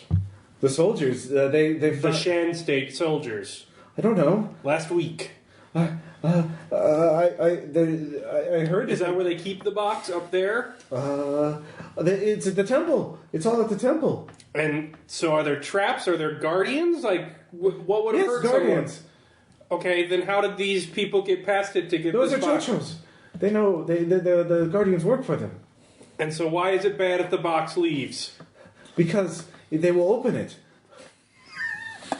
What is in the box? Do you have a cult? What's in the box? Tell me what's in the box! Yes, I do have a cult. Okay. As do I. You can both make it rolls. Okay. Red. I have to have a 31 cult, out of right? 50. I had words eaten into me by worms. You can make an aclo roll. Oh. Can I? Oh no, she's the one with that. Chocho. You can make a chocho. Where's occulty? Oh, yeah, I got 20%, so Okay. I don't make it. I critically fail. I made a cult. Okay. You realize that the chocho, there must be some sort of. There are different cults within the chochos, and they are fighting with each other. But this woman clearly doesn't understand that. So she stumbled on, one group stole the box from another group and is attempting to do something with it. So, Chocho Terminator. but then you hear gunfire, a lot of it. And so you two can give me sand checks for, oh god, gunfire. What the fuck? Oh, this went south real fast. Woo, nope. Yeah, I failed that one. Okay, it's just one. Old Rick failed it. But Jenny needs to make another sand check. Yes, I do. Yeah. Holy shit, is that real? That's her maximum. So, His maximum. Yeah, his maximum. So not his current. 35 is the current. Yeah. Damn. Oh, yeah. yeah, his breakpoint. Yeah. I'm blind. All right. So you're not doing much until So you're huddling? Toby comes back. All right. So, I am throwing my backpack at her. He's like, hold this! No one touches the backpack! Hold on to the backpack, whatever you do! so Mona hunkers down for a moment as well. Yeah. So I feel something weird in the backpack, right? Yeah, you do. Yoink. Okay. Do I not have a piece? Fuck, I don't have a piece. Fucking God. Do you have firearms? I think I do. Yes, I do have firearms. All right. But I don't have a fucking gun. Mona can hand you a handgun. All right, so you come back. You get that. So make a note of that. Toby comes back. Pete is not with you, not with him. He looks like terrified, covered in sweat. Where's Pete? It got Pete. It's too late. What the fuck is They it? opened fire. They opened fire. They had a box. They dropped it. They unleashed it on us. Fucking no. All right. So meanwhile, back in reality. So far, my narrative fit perfectly with So Rick, obviously Toby is lying, and Jenny, it's not all that close to how you remember things. So the Mona hasn't been interrogated yet, and then Rick hasn't been interrogated yet. yeah. So, but before you continue, this is exactly what happens. We're going to do the next scene, Rick's tale. That's next. And so Rick's tale for Toby. Yay. For Jenny. Yay. For, let's see here, Pete. All right. There it is. One word, corpse. Rick's tale is for Rick. All right. All right, so they turn to Rick to clarify what happened after the gunfight. So we're going to pick this up in Rick's version of what happened immediately after the gunfight, before you got to TI-20. So, yeah, you've all met up again at the Jeep. So what happened next? What did you do in regards to Pete? What was the group's decision towards Pete's body? So, Rick... So am I being interrogated, or am I... where am I this is at? Rick's tale. This is the story that Rick tells. Give the player Rick's tale's handout. Subtly. So yeah, we're back in. It's another flashback. Right, yeah. Actually, no. It's a. I guess it's just a courtroom thing. So Rick, you tell them what you think happened after the gunfight. So I'm in Chicago. I'm not in... Yeah, you're in Chicago, but you're talking about what did you do with Pete's body? And I'm talking to Barrow. We'll just say the group. We'll say everyone's behind a one-way mirror, so you can all the Oh, so I'm on a TV screen. Yeah. And they're replaying. Okay. Yeah. So she had to be in on him. She played us like a fiddle. She comes up all, damsel in distress, goes to Captain America and Bucky over there, and starts weaving this sob tale about, like, horrors from the darkest Orient come to kill us all, and only you, great white hero, can save us. So fucktard over there grabs his little empty-headed buddy. They go charging up the hill. I'm trying to get half a lick information out of her, and apparently she knows that this group of armed men have somehow infiltrated this temple that's full of traps and guardians that guard everything, and that she somehow got infiltrated it too, and even though they apparently had fucking machine guns, she somehow got away with the intel, but knows nothing about the dead soldiers I'm supposed to find up those temples according to my contact. So all of it goes to shit. I have no idea what happened. I know that Toby guy, in addition to just being just an asshole, was tweaking on something. He was twitchy. He was sweaty. I think he was on a little, work vacation, if you know what I mean, while we were out there. And I had it all set up. We were gonna meet at the border checkpoint once we got back. Hughes guy already had the money there waiting with the Thai security officers. We were going to get pulled in the back because they were going to confiscate an artifact off of Toby, take that away. Then they were going to give us the money. I was going to smuggle it to Sweden. He was going to give us more, and then he was going to give us, in exchange for that, he was going to give us as much time as we wanted to collect evidence up at the temple. But I don't think he was on board with the rest of the villagers. Jenny said something about a turf war between different cults between them. But this village chick just come up, and she played these two rubes you fucking saddled me with perfectly. And next thing I know, I'm hearing screams in English, give me the box. I'm hearing gumcocks. I'm hearing screams in that whatever fucking crazy language Jenny speaks, and then it's just nothing but automatic gunfire. Seconds later, the South rises again, pissing his pants, sprinting out of the jungle. I got no fucking idea where Peek's at. He's goddamn hysterical. I gotta keep Jenny with the artifact because it's the only way out of there. Because if we don't get the money from the Thai airport security, they're gonna fucking murder us in the jungle because I just gave a security guard 20 grand in untraceable currency.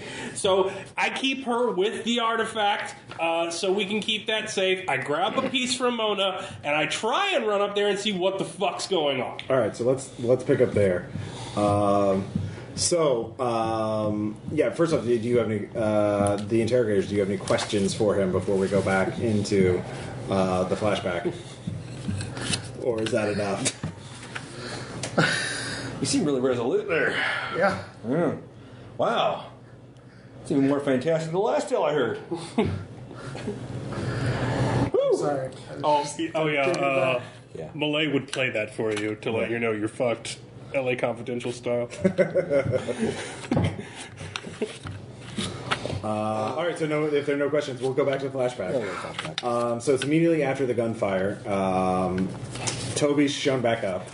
What are you guys going to do? Are you going to go back and try and retrieve Pete's body? Or are you going to press on to TI-20? Because you have to go there because, that's what happens. I mean, I'm blind, and I'm just gonna, start rocking back and forth a little bit, arms around the backpack that he's handed me. Stop pissing yourself. Get your shit together. I slap him. All right. Because it's my story. Yeah. And I'm in control, goddammit. I tell him to guard her, make sure she's okay. She has the package. It's our only fucking way out of here. Don't let anyone touch that backpack, okay? So I get a piece from Mona, and we go charging up the hill to see what Pete's all about. You have to get Pete. All right, so you go back up the hill. At this point, the red haze is cleared. You see quite a few bodies. There's at least 5 Chocho bodies, or villager bodies, plus Pete. Pete seems to have been shot in the chest, but he... do either of you have any medical skills? Do I have any medical skills? I have first aid. All right, you give me a first aid check. I run over to Pete. I'm actually really good at first aid for Cthulhu standards. I make it. All right. Pete, are there any unusual marks on your body from that red haze or anything like that? Here's a fun thing. I want to say there are holes in my clothing, but not in your. But not in me. Okay. Is the body cold? Yes, body is cold. Okay. So, what do you two do about that? Do I see that? Yeah, you see that. It's clearly visible. There's also blood. There's blood soaked on the clothing. It looks like the wound sealed up around itself. Pete, you gotta get up. Pete, get up. You're not hurt, man. You got nothing in you. So is it just you, or who else was going to... Mona. Mona, yeah. Okay, so Mona... what is her motivation in this scene? I'm babbling with anxiety. Oh, God. Oh, shit. Fuck. He would have to die on us. Fuck. Burn the body. Let's get the fuck out of here. Where's his passport? We gotta get his papers. They can't ID the body. Fuck. Fucking idiot. God damn it, Pete. Is she going for his passport? Yeah. Don't touch him! Okay, fine. We'll just burn the body. Quick. We need something to burn him with. Okay, shit. He's not going anywhere. We gotta get to the site. We have no evidence of what happened to the team. They can't find a body here. They can't find his body here. They find an American body with a customs service officer without proper stamps on his passport here. Okay, God damn it. All right, I will go up, and I'll take pictures. You go back, get a jerry can, and handle this, okay? Okay. Is Pete's gun lying there? Yep. I check it for ammo. Yep. And I go charging up the hill. Because I'm in control, damn it. Okay. All right. So, meanwhile, Jenny, what are you doing? Let's see here. She either has a backpack full of 20 grand and an artifact, or a backpack full of, clothes and an artifact. Yeah. I don't know. Let's see here. So Mona comes back to the Jeep and says, I need to siphon off some fuel. We need to burn the body. What? Yeah. No. Don't burn burn the body. Burn the village. We don't have time to burn the village. We don't have the resources to burn the village. We have to burn his body. They can't find his body. They can't find a person with a U.S. passport here. They can find his corpse. There's no stamps on his passport. He crossed the border illegally. God, all you pencil pushers. We either just kill the fucking chochos. I mean, what is wrong with all you people? You're just sitting there. All right, she's siphoning fuel off. Yeah, I'm just like cussing randomly about how all these eggheads need to shut the fuck up. You're beginning to see again. Start shooting things. Oh, okay. Yeah. You know. Fuck. All right, well, I'm just going to get into a protracted argument with Toby about how many members of the village are actually chochos based on, the survey I've already conducted. Okay. They're all chochos. They're not human. Kill them all without second thought. Have you stopped to think about the numbers on that? Okay. I'm sure you're really concerned about numbers. A big swinging pair. But one of you is going to be able to take out how many of them, especially after you've gone and got Pete killed. Pete was murdered by them. Yeah. We're going to have blood for blood, fire for fire. Okay, so all you managed to do there was swing the odds from about 20 to 1 against to about 30 to 1 against. Are you with them? Or are you with us? Man, 30 seconds ago, I couldn't even see, all right? I have a fucking condition. All right. So you two continue arguing for a while. This goes off. Mona leaves, like screaming about blood. And, oh, by the way, can I do one thing during this? Sure. Check my bags. I'm checking for extra ammo. Give me a luck check. Roll high or low. Let's go for low. Right. Yeah, we would have hidden it. Oh, I didn't find it. Okay. Yes! All right. By the way, I have also taken the amulet. Yeah. Oh, yeah. Cloak and dagger bullshit. Yep, cloak and dagger bullshit. But Mona realized, we need to keep moving. We're too close to the gunfight. More people are going to come and check it out soon. We can't go back to the village either. We should go to the temple, just to get. We need to get out of here. So that's just how it went. And both of you followed Mona's orders. She was technically team leader. Technically. So meanwhile, back, let's do a little more interrogation, clarify what's going on. So, who wants to play one of the secondary characters? Who wants to play an interrogator? You were just a secondary. I was just a secondary. So you can be interrogator again. Obviously, Tom. Who do you want to talk to? Do you want to talk to Rick or... well, actually, that's the thing. Who do you want to talk to? Rick or Toby? Interrogators. Do you want to get more of the story out of Rick or Toby? Or do you want to talk to Jenny more? Who is the most... or what? So is there not one little set of slips at this point? No, this is a courtroom clarification, scene 6. So this is more like... clarify what happened in that scene. What really happened. Again, what the interrogators are going to learn about the aftermath of the gunfight and that kind of thing. So, and you can talk to multiple characters. So probably don't want to switch during mid-scene. But, which debate do you want to have? Or who do you want to talk to? Do you want to not just keep going on with the flashbacks? Why is everyone... I don't know. You guys seem to have I don't know. I'm interrogating someone. Who should I talk to? Somebody else can play Rick. Somebody else can play... you can play Jenny. I can try and talk to Mona. Actually, let's have Malay talk to Jenny. All right, yeah, I'll do that. So what do you want to... at this point... So, Toby came back to the car. Yes. Along with Mona. No, they weren't going together. But Mona came back next, right? She left after Toby came back. You were having trouble seeing. Yes. Because what happened? I have a condition. Okay. It's triggered by stress. I understand. Okay, that's fine. I find gunfire stressful. I get that. So that's fine. So, you and Toby got in an argument. Yeah.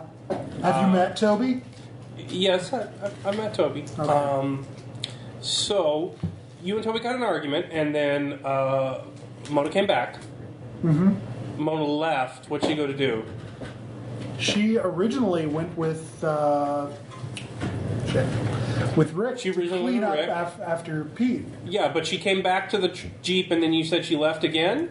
No, we all. She said. I mean, she was lead. We needed to go up to the temple. So she didn't grab anything and return back up the hill for Pete. She didn't. Out of grab- character. She's She got the body. gas. Right. No, it's totally fine. Out of character. It's totally fine if she didn't get the fucking gas because that could Yeah, be so a is lie. Jenny going to lie about that? Because if it's Rick's story and she told Rick he was going to do that, and then Rick charged up the hill, he'd have no way of knowing that she didn't do that because he's hearsaying half of it. Yeah. Right. Yeah. Okay. What's percent? Rashomon is hard. She came back like all raring together. We all needed to get up and make use of the time up at the temple to document evidence of the event. Oh, so she came back and she ordered you directly back up towards the temple. Yeah, we all went with her. Did you take the jeep or did you go on foot? At that We point, took the jeep. Okay. Yeah. It made sense. I couldn't see, So did and anything Toby else? was in no condition to anything. Did anything else Ever. happen between when it was just you and Toby before Mona got back and you guys went back up the hill? He started running his fat mouth, and I started explaining the way things actually are. But you didn't do anything? Like, there's no artifact, no package that someone had given you? You weren't in charge of any aspect of the mission? Oh. I mean, Rick shoved his backpack at me after I couldn't see and told me to hold on to it, told me it was important. So, So what'd you do with the backpack? I clung onto it for dear life and rocked back and forth because I could not see. Okay. So when did you get your vision back? Probably about the time Mona came back. Okay. Okay. So tell me what happened when you went up the hill.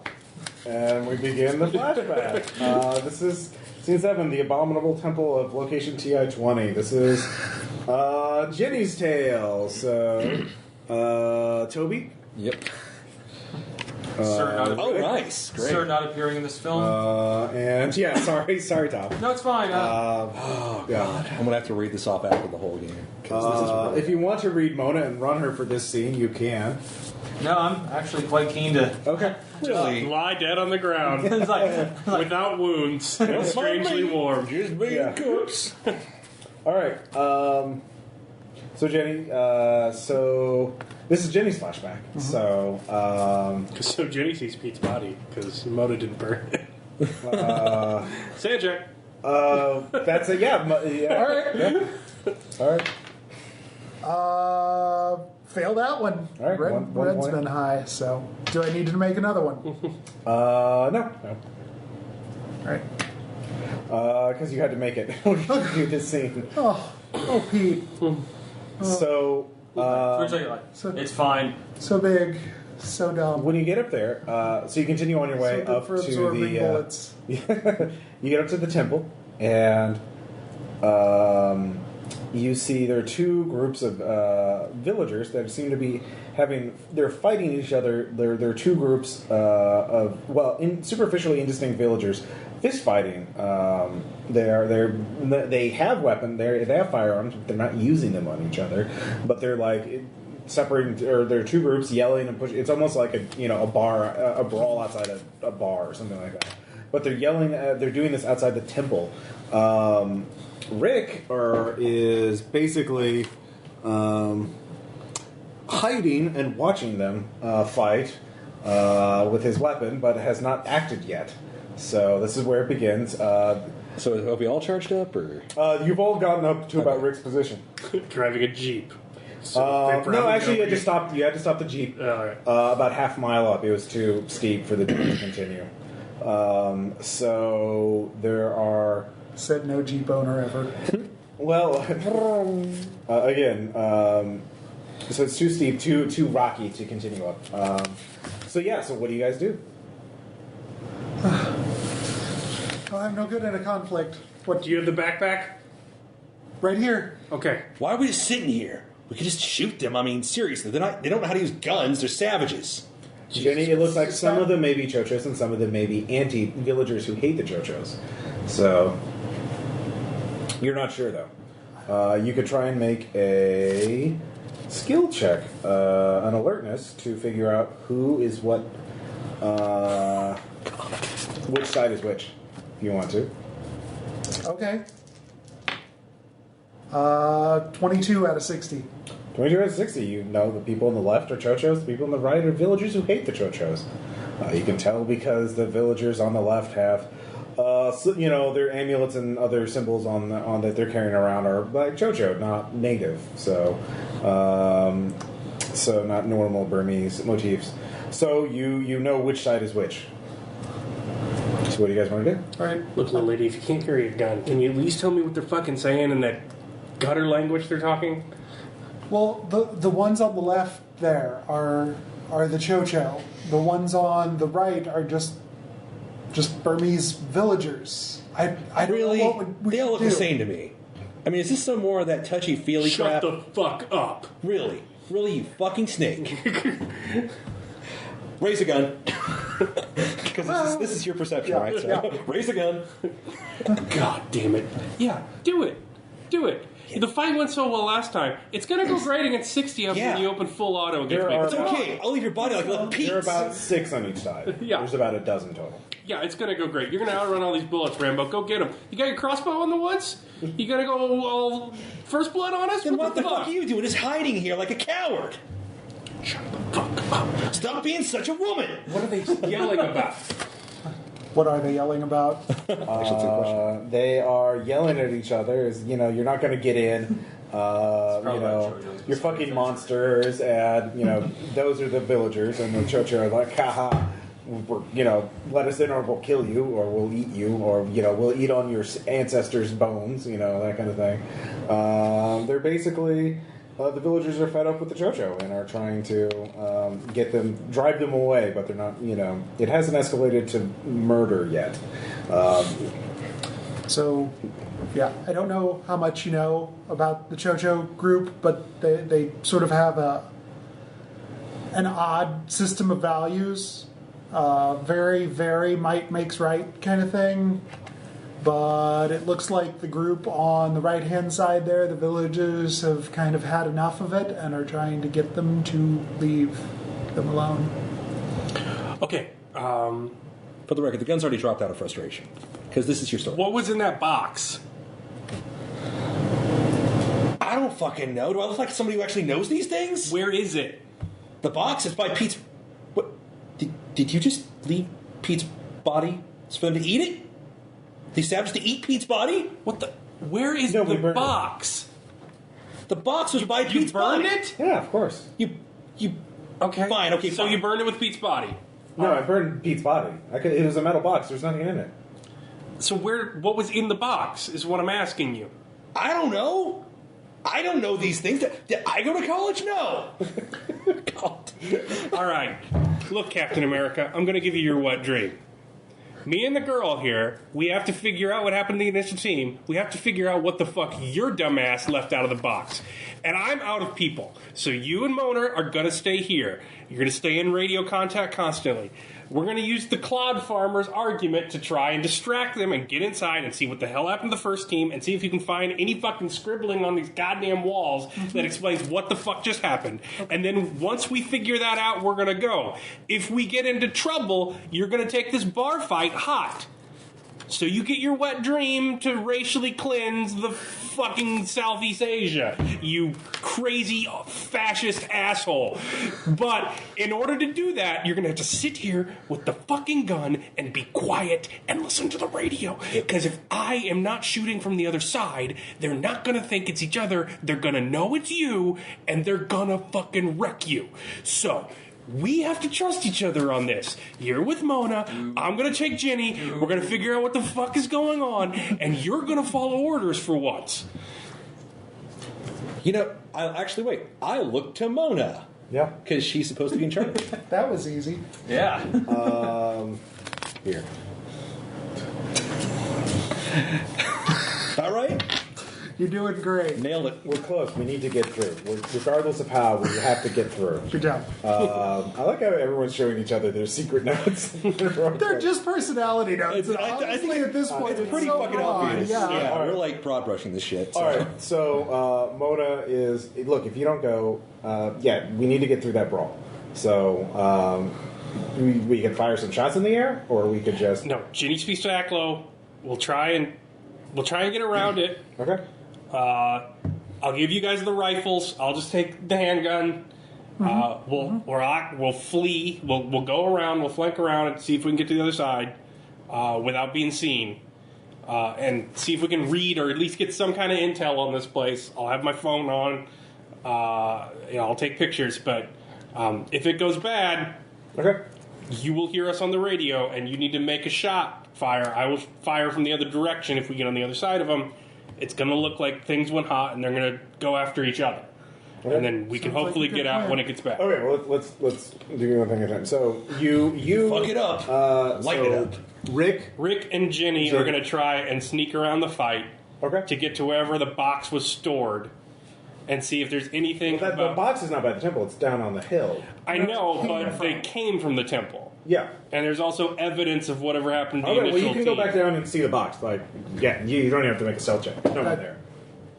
The temple, you went on. The temple was your objective. Remember, you have to go to the temple.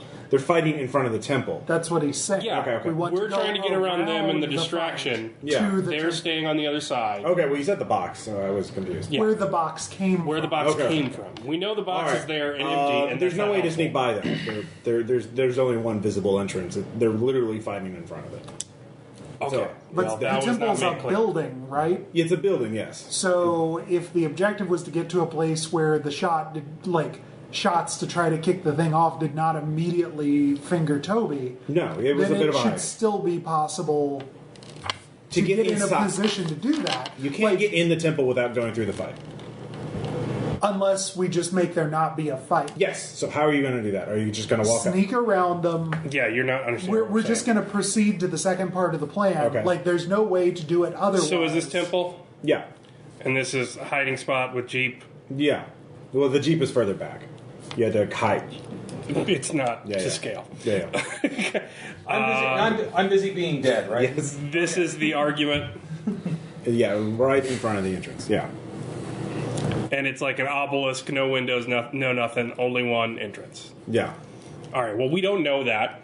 Well, you can see that. You're Well, like we can't 360 Yeah. degrees Okay, see a okay. You can't temple. see the opposite side of it. So okay. his plan is to find another entrance. When Okay. that doesn't work, I see. we will sneak around Okay. there, and then Okay. they will be here. And then if we shoot and they shoot, Okay. hopefully they start shooting each All other. right. In that case, both of you give me stealth checks.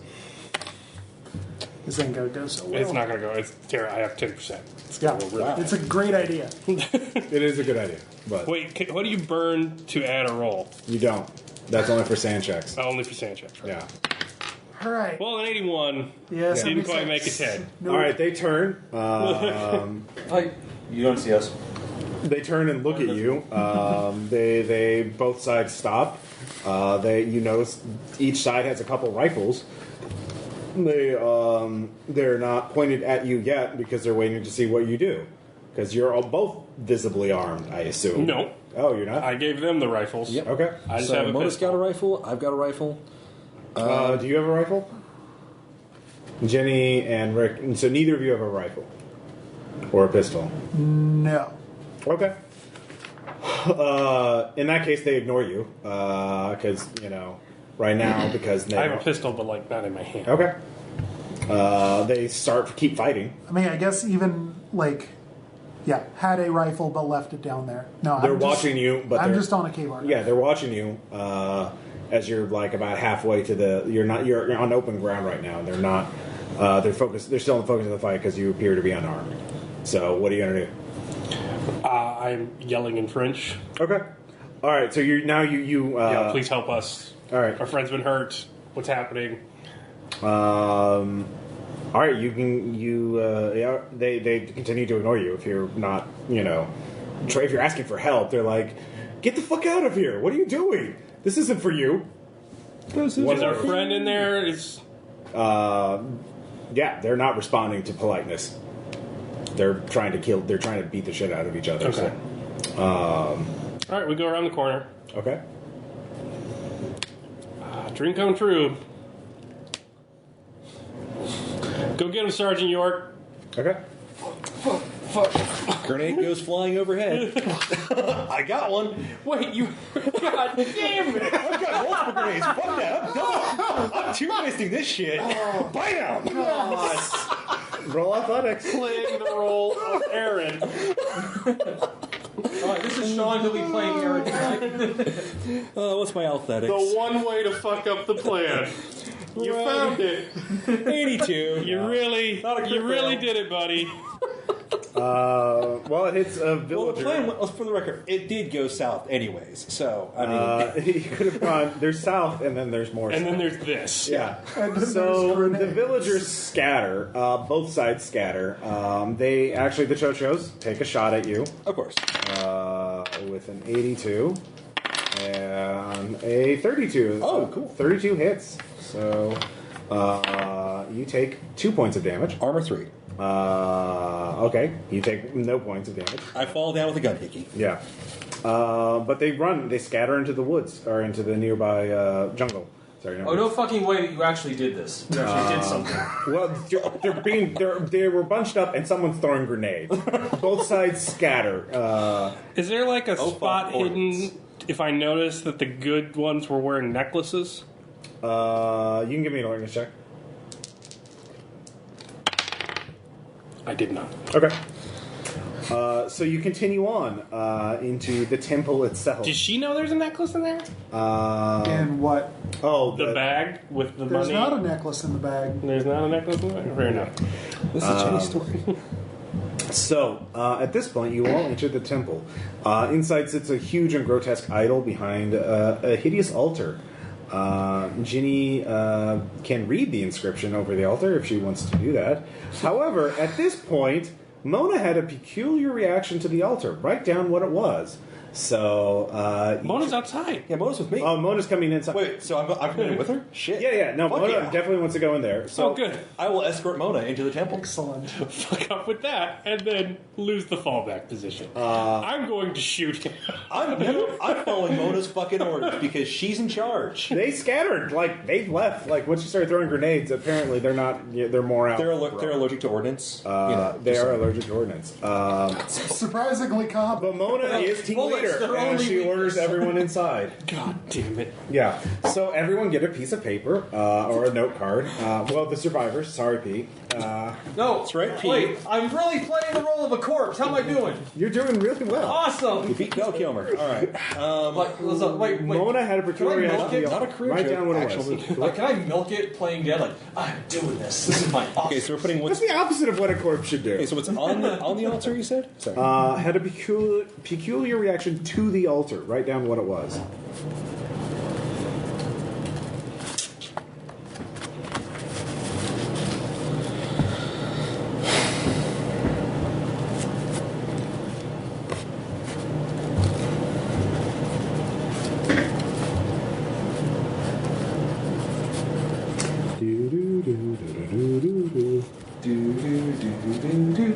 So Pete scores, which may or may not be burned. It's in Schrodinger's jungle. Having a good time. How is it like being a corpse or a Wait, burned corpse? no, they said, they warned me against it most of my life, but Yeah. now that I'm here in the corpse state, they were totally right. This kind of blows. All right. Then again, I don't know if this is a natural death, so I couldn't tell you if it's, artisanal death. Nice. All right. Me. Oh, yeah, put your name on it so I know which one she says what. Yeah. My name or the character's name? Either one. Third, please not. This is hard enough to run as it is. Okay. All right. All right. All right. So. Oh, wait, sorry. Actually, now that you have them, I will read them aloud. So everyone, this is what happened. What the interrogators find out. Toby said that Mona's reaction was she strode forth calmly, eyes rolling in the back of her head as she lays down on the altar. But to Jenny, she talks about it was like a flashback to her first encounter with the unnatural. A couple of minutes of talking, then bullets. So, wow. And then finally, Rick, Mona claimed that Mona came in dragging Pete's body and placed him on the altar. That's really difficult with that. So, now do you change it? Do any of you change your story to be consistent with one another? You can, and fool the interrogators with a successful persuade check. And if so, which story do you change it to? I kind of like Pete on the altar. Well, if you can persuade, you can. Wait, no. Let's see here. I can pull an I was unsure. I persuade. I can pull an I was unsure if it was Pete or I don't know. It was really weird. Okay. At this point, I was watching the door. Okay, so you are gonna lie? I'm gonna say that I was just watching the door, really. But is it a lie? Maybe, I don't know. Shit. Okay. Is it a lie? Go and give me a persuade check. Right. Yellow. Nope. Okay, so you change your story. I'm not sure. I don't fucking know anymore. All right. I'm actually going to syncretize R2. Yeah. She started talking, looking at us, but having conversations we weren't having and calling us by names that weren't ours.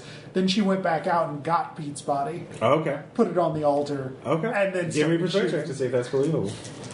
Because the interrogators would tell you what the other says, and it means well, they said this happened. No, that's fail. Okay. So that seems like changing your story. Caleb, does Rick change his story? Look, everything goes to shit. I am getting ready to beat the ever-living hell out of this motherfucker that can't follow very basic instructions. He comes rolling in, just all grim resolution. I'm getting ready to say something, and then Mona just comes in right after him, just marching down the corridor like your CEO's super pissed off. Dragging Pete's dead ass behind her like he's a fucking ragdoll. She's got away 110 soaking wet. I don't know, but she's just carrying him like he's a sack of potatoes, and she just slaps him on the altar, and it's like he's a sheet. I'm pretty sure it's one-armed. Okay. Just sort of shakes him out flat onto it, and So you're sticking with your story. And I don't know what happened after that, man. I kind of lost track of the package. Yeah.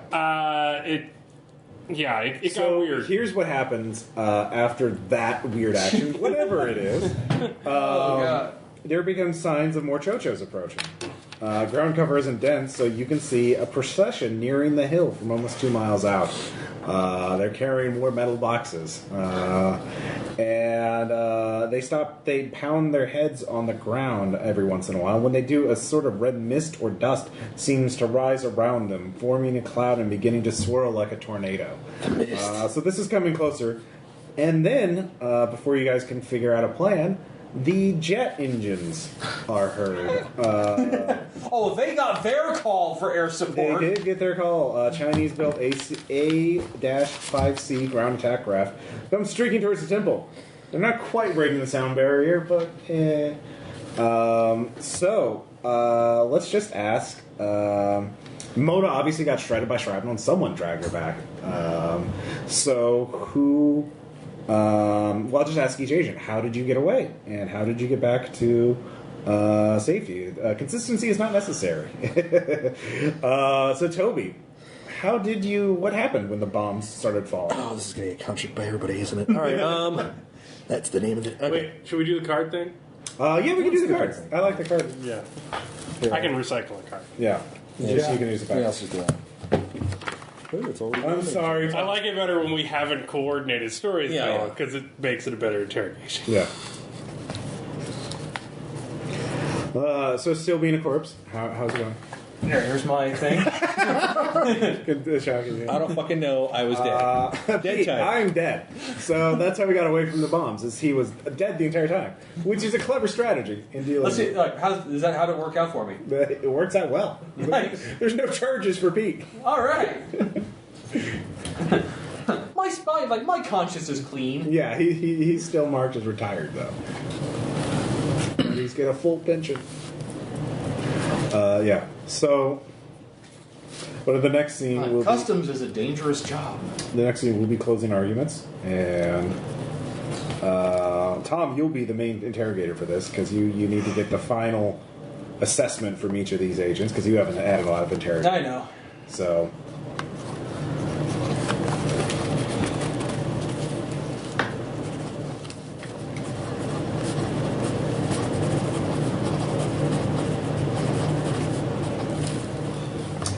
Remember what the interrogator's mission is: to figure out who is no longer trustworthy, who is a threat, who is a potential vector. Like, yep, no pressure or anything. Just No. How did you get back out? How did you escape not only the bombing? How did you get back over the border?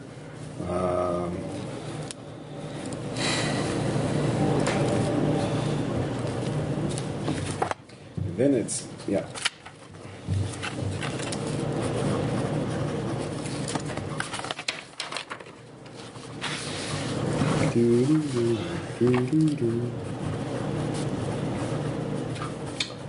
Mona's not much better, Tom, in terms of like you can't talk during the interrogations. You have to make a luck check to say 1 to 10 words at a time because she's heavily wounded, like crippled. See, that would be kind of funny. Yeah. Tom, why didn't you? So you like, sorry, it's only 3 words. Go fuck yourself. Oh, sorry. Keep inside. That would have worked as well. Flashback to first encounter with this unnatural. A couple minutes talking, then bullets. That would have worked for that as well. All right, that makes right. That's a pretty good excuse there. Right? Yeah. Right? Pretty convenient. It's handy, isn't it? Yeah. Like, so, like, who's a threat? Yeah. Who's it gonna be? Not saying this is important, but you better have a Glengarry Glen Ross. There's no right or wrong answers. Only I'm just saying, like, yeah, you better have like a Glengarry Glen Ross style speech ready for your closing arguments. You better nail it. No pressure. God. Actually, like not getting executed is for closers. Third prize, go fuck yourself. God, David Mamet writing Delta Green. That would be Great. Oh, no. all right. A very recent So much episode. misogyny already. Mine was scripted. All right, so let's start with Jenny. Jenny ran for the Jeep. Rick, I think, drove away. I went blind when the first bomb went off. So, pretty Yeah, convenient. fam. We ain't getting redacted. Rick, this is Rick's. I ran out of the temple trying to drag Mona. Toby came. Oh, sorry, Jenny. I meant to say Jenny. Okay. Trying to drag Jenny. All right, Jenny. Toby came hauling ass behind me. We peel straight out into the jungle, crash off the cliff, and I pass out. When I woke up, Mona is lying there, all fucked up. The temple is glass, but I swear she was inside. Then I see Pete walking back into the jungle. All right. Wait, Toby's more practical. Yeah. All right, and then finally Toby getting out. It's all a haze. We somehow dragged Mona out. She was babbling. Rick kept clutching a bag tightly. Jenny was mostly useless. Swear somebody messed with my stuff. Then the Thai authorities were more outstanding. Were more understanding than I'd hoped. They were more understanding than I'd hoped. All right. Does anybody want to change your story? Yeah. All right. Fair enough. All right. So, Jordan.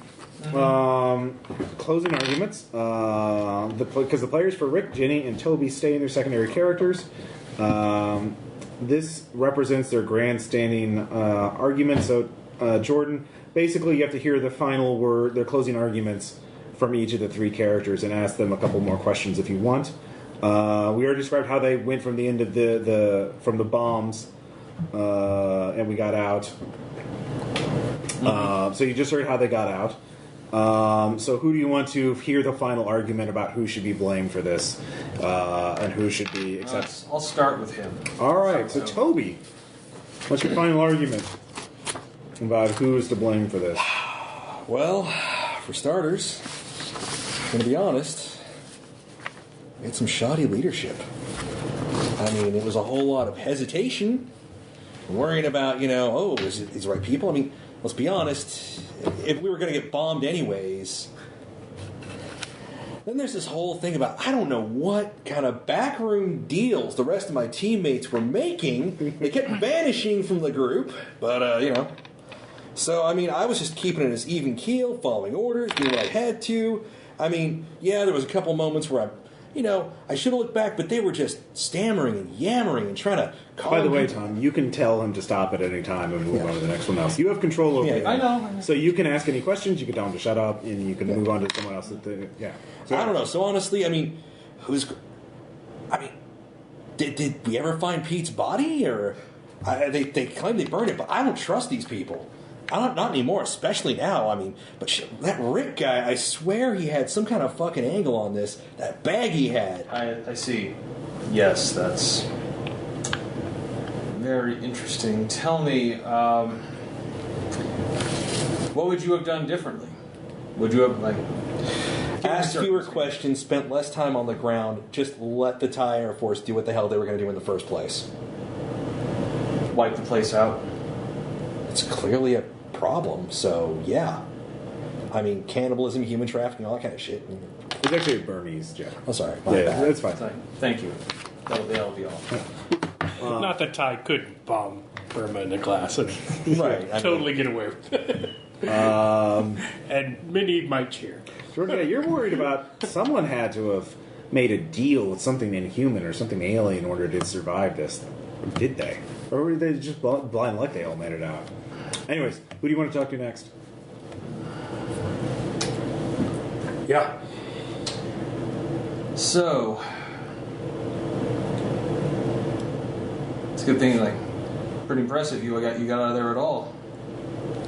What do you attribute that to? Look, man, whatever was in that box, I wasn't exposed to it. I didn't touch Pete's body. I wasn't up there with him when the firefight happened like Toby was. And I didn't go back to burning like Mona did. It was just me and Ginny. Those are the only people I know are clean. Mona was in that fucking temple when it went off. She was not in the Jeep with us. The fucking backside of the Jeep is half slag as we go coursing through the jungle. It's a miracle any of us fucking survived. And yeah, when I see Pete fucking right as rain disappearing back into the fucking woods and Mona lying there all fucked up and torn up, yeah, I didn't tell everybody else. How do you break that news? How do you break that news is what happened. Because I don't know if this crazy asshole who did literally everything wrong, from the moment we got there to the moment he touched that box, when then he just got downright insubordinate. I don't know if he's on the take either. I don't know if he breathed in whatever crazy shit they got breathed in, and I don't know what else. So I do the best I can. We exfil out. Ginny and I try and stay clear from him. We try and get back. We try and talk to you people. We try and have this so you can know that something's up with them. All right. Good. Anything you would have done differently given the same set of circumstances?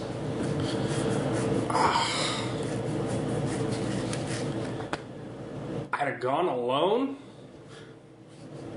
I mean, one of them was in on it from the beginning. That's all I know. I don't know if it was Pete and something went wrong. I don't know if it was Toby and he was just trying to George Smile at me and play like an idiot. And I don't know if it's Mona and she's so playing you right now. But the lady in the village knew who we were, even though she had no contact with him breaking CIA. They knew what we were there to do, and they led us right into a goddamn trap. They knew what we were doing before we knew what we were doing. If the whole thing was fucked up. I think this is trying to slip somebody into the organization. All right. Okay. Thank you for your time. But how do you tell people that in the jungle? If I just shoot them in the middle of the woods, I look like a crazy asshole. The story never gets back, and fuck knows if it's gonna work if you shoot them. I see. I just know that when you tell these 8 hard bastards that dragged us in here to do their fucking job, you make sure me and Jenny get the fuck out first. Alright? I've had enough of this shit. Okay. Alright, the guards take him away. Now it's finally Jenny's turn. Yes. Everything. So, now there's all over. Turns into a swirling weird cloud. It just eats Chicago. That was quite the mission you were on. Yes.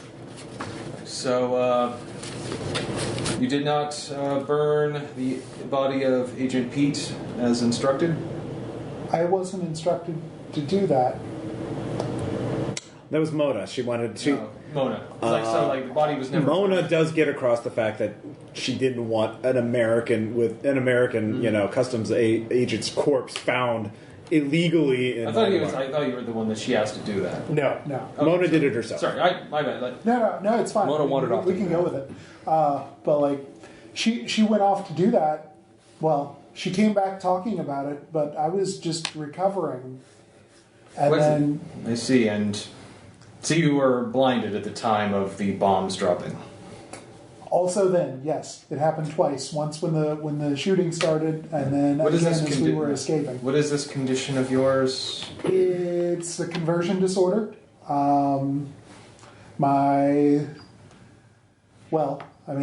It's in my file. I'm sure you've read it, but. Then what did you hear? Mostly explosions. I heard, the Jeep as... I'm assuming it was Rick. Could have been anyone. I don't.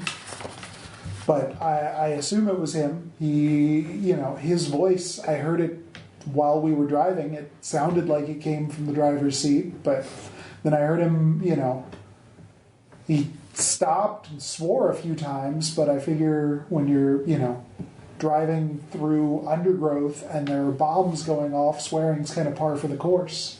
Yes, I see. Well, thank you for your time. All right, indeed. So now we come to the final scene, the verdict. This is where you're all playing your primary characters. Mm-hmm. You're all in a room together. You can all talk. So the question is, who is no longer trustworthy? Who is to blame? And this can be 0. It can be everyone. It could be some. You have total discretion. I don't know if anyone's actually been compromised, but one thing I can tell you is none of them had decent qualities to be in the field. That's for damn sure. Yeah. It's like Toby ran his mouth off constantly. If I had to guess, I guess that's how they were compromised. And also losing in the field like that, just wanting to go off and slaughter everyone. Then there were secrets were kept during the team. I think we can definitely safely assume that Pete was compromised, but him, I don't think short of sending a team back into that jungle, I don't think we're going to be able to take him out. Just look in the nearest septic tank. I don't know. I don't know if I know who's to blame, but I can definitely say none of them need to go on the field ever again. Well, that's not an option. Mm-hmm. They're either in the program or I'm saying what I think. It's not my call to make that. So you haven't given your preference for the verdict yet. Mm-hmm. So I'm waiting to hear from everyone. Yeah. Okay. Mm-hmm. All right, Malay says, look, it's Occam's razor. There's the simple explanation is that we sent a person out there who didn't need to be out there, and they couldn't compensate for their lack of skill. And so Toby's the one who needs to be offloaded. I believe he was the breach of security at the beginning. That's the simplest explanation. Then you have this sort of other explanation in that it's it's a conspiracy theory among three of them. That this thing that Rick's kind of putting forward, but that's too many actors. That's too many different variables. Then you have the fact that it's a conspiracy among one of them, or an accident with something we don't understand. But then we're back to it's simple. But I don't think you could apply Occam's razor to whatever really happened. It rather seems to me that their cover was hardly believable. Like most people going in to look at clean water aren't armed to the teeth and look like a CIA team. Well, I mean, Rick has the best story, but that's why it's the least believable. Mm-hmm. Having the best story is actually kind of damning when you think about it. I mean, it sounds like somebody's got their shit together. Some of the agents who had set out to persuade people, just speaking from experience. So, I mean, but you know what really bothers me? I mean, this Mona, first off, I think Rick might have almost had a point there. Can we try to get more out of her? I mean, think about it though.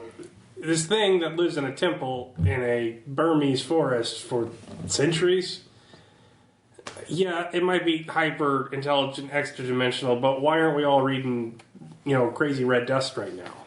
I don't think it needs to slow play us. I don't think it needs to be Kim Philby. As you say that, by the way, Zinchenko literally stares right the fuck through you because just things that happen in the past. Okay, calm down. I take it you haven't been in the field long, have you?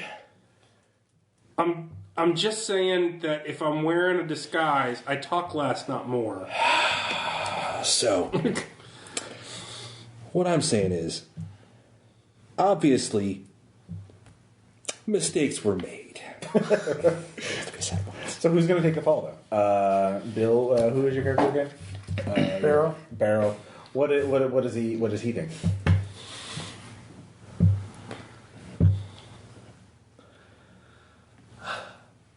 I mean, the slickness of Rick's story, the coherence, notwithstanding, it does seem to have the most in common with the other, out of the three coherent narratives we're getting, two of them tend to lead in the same direction, and one of them tends to paint everyone in what sounds like a slightly more biased. How's this? We're looking to see who was recklessly exposed to the unnatural, and who is under current occult influence. Do you think that asshat is smart enough to pull that shit off? Occult influence doesn't scream, wave a gun like a racist son of a bitch. He's too dumb to be a pawn. He's too impulsive, he's too hard to control, right? Frankly, look, you invent an AI, the first thing it learns how to be is a Nazi. Yeah. If you want an easy to imitate human trait, you pick the asshole only after you've already taken the mute paraplegic. There's also the issue where if I have tentacles for fucking teeth and I'm trying to speak ant for some inexplicable hyper-dimensional reason, I pick the simplest one I can, and I don't go for elaborate ones full of, all sorts of tactical information that an insider would know, and I don't go for the one that has to understand the most cultural traits. I go for the one whose entire life philosophy can be whittled down to a swastika, or the one that is basically furniture. What were you going to say, Tom?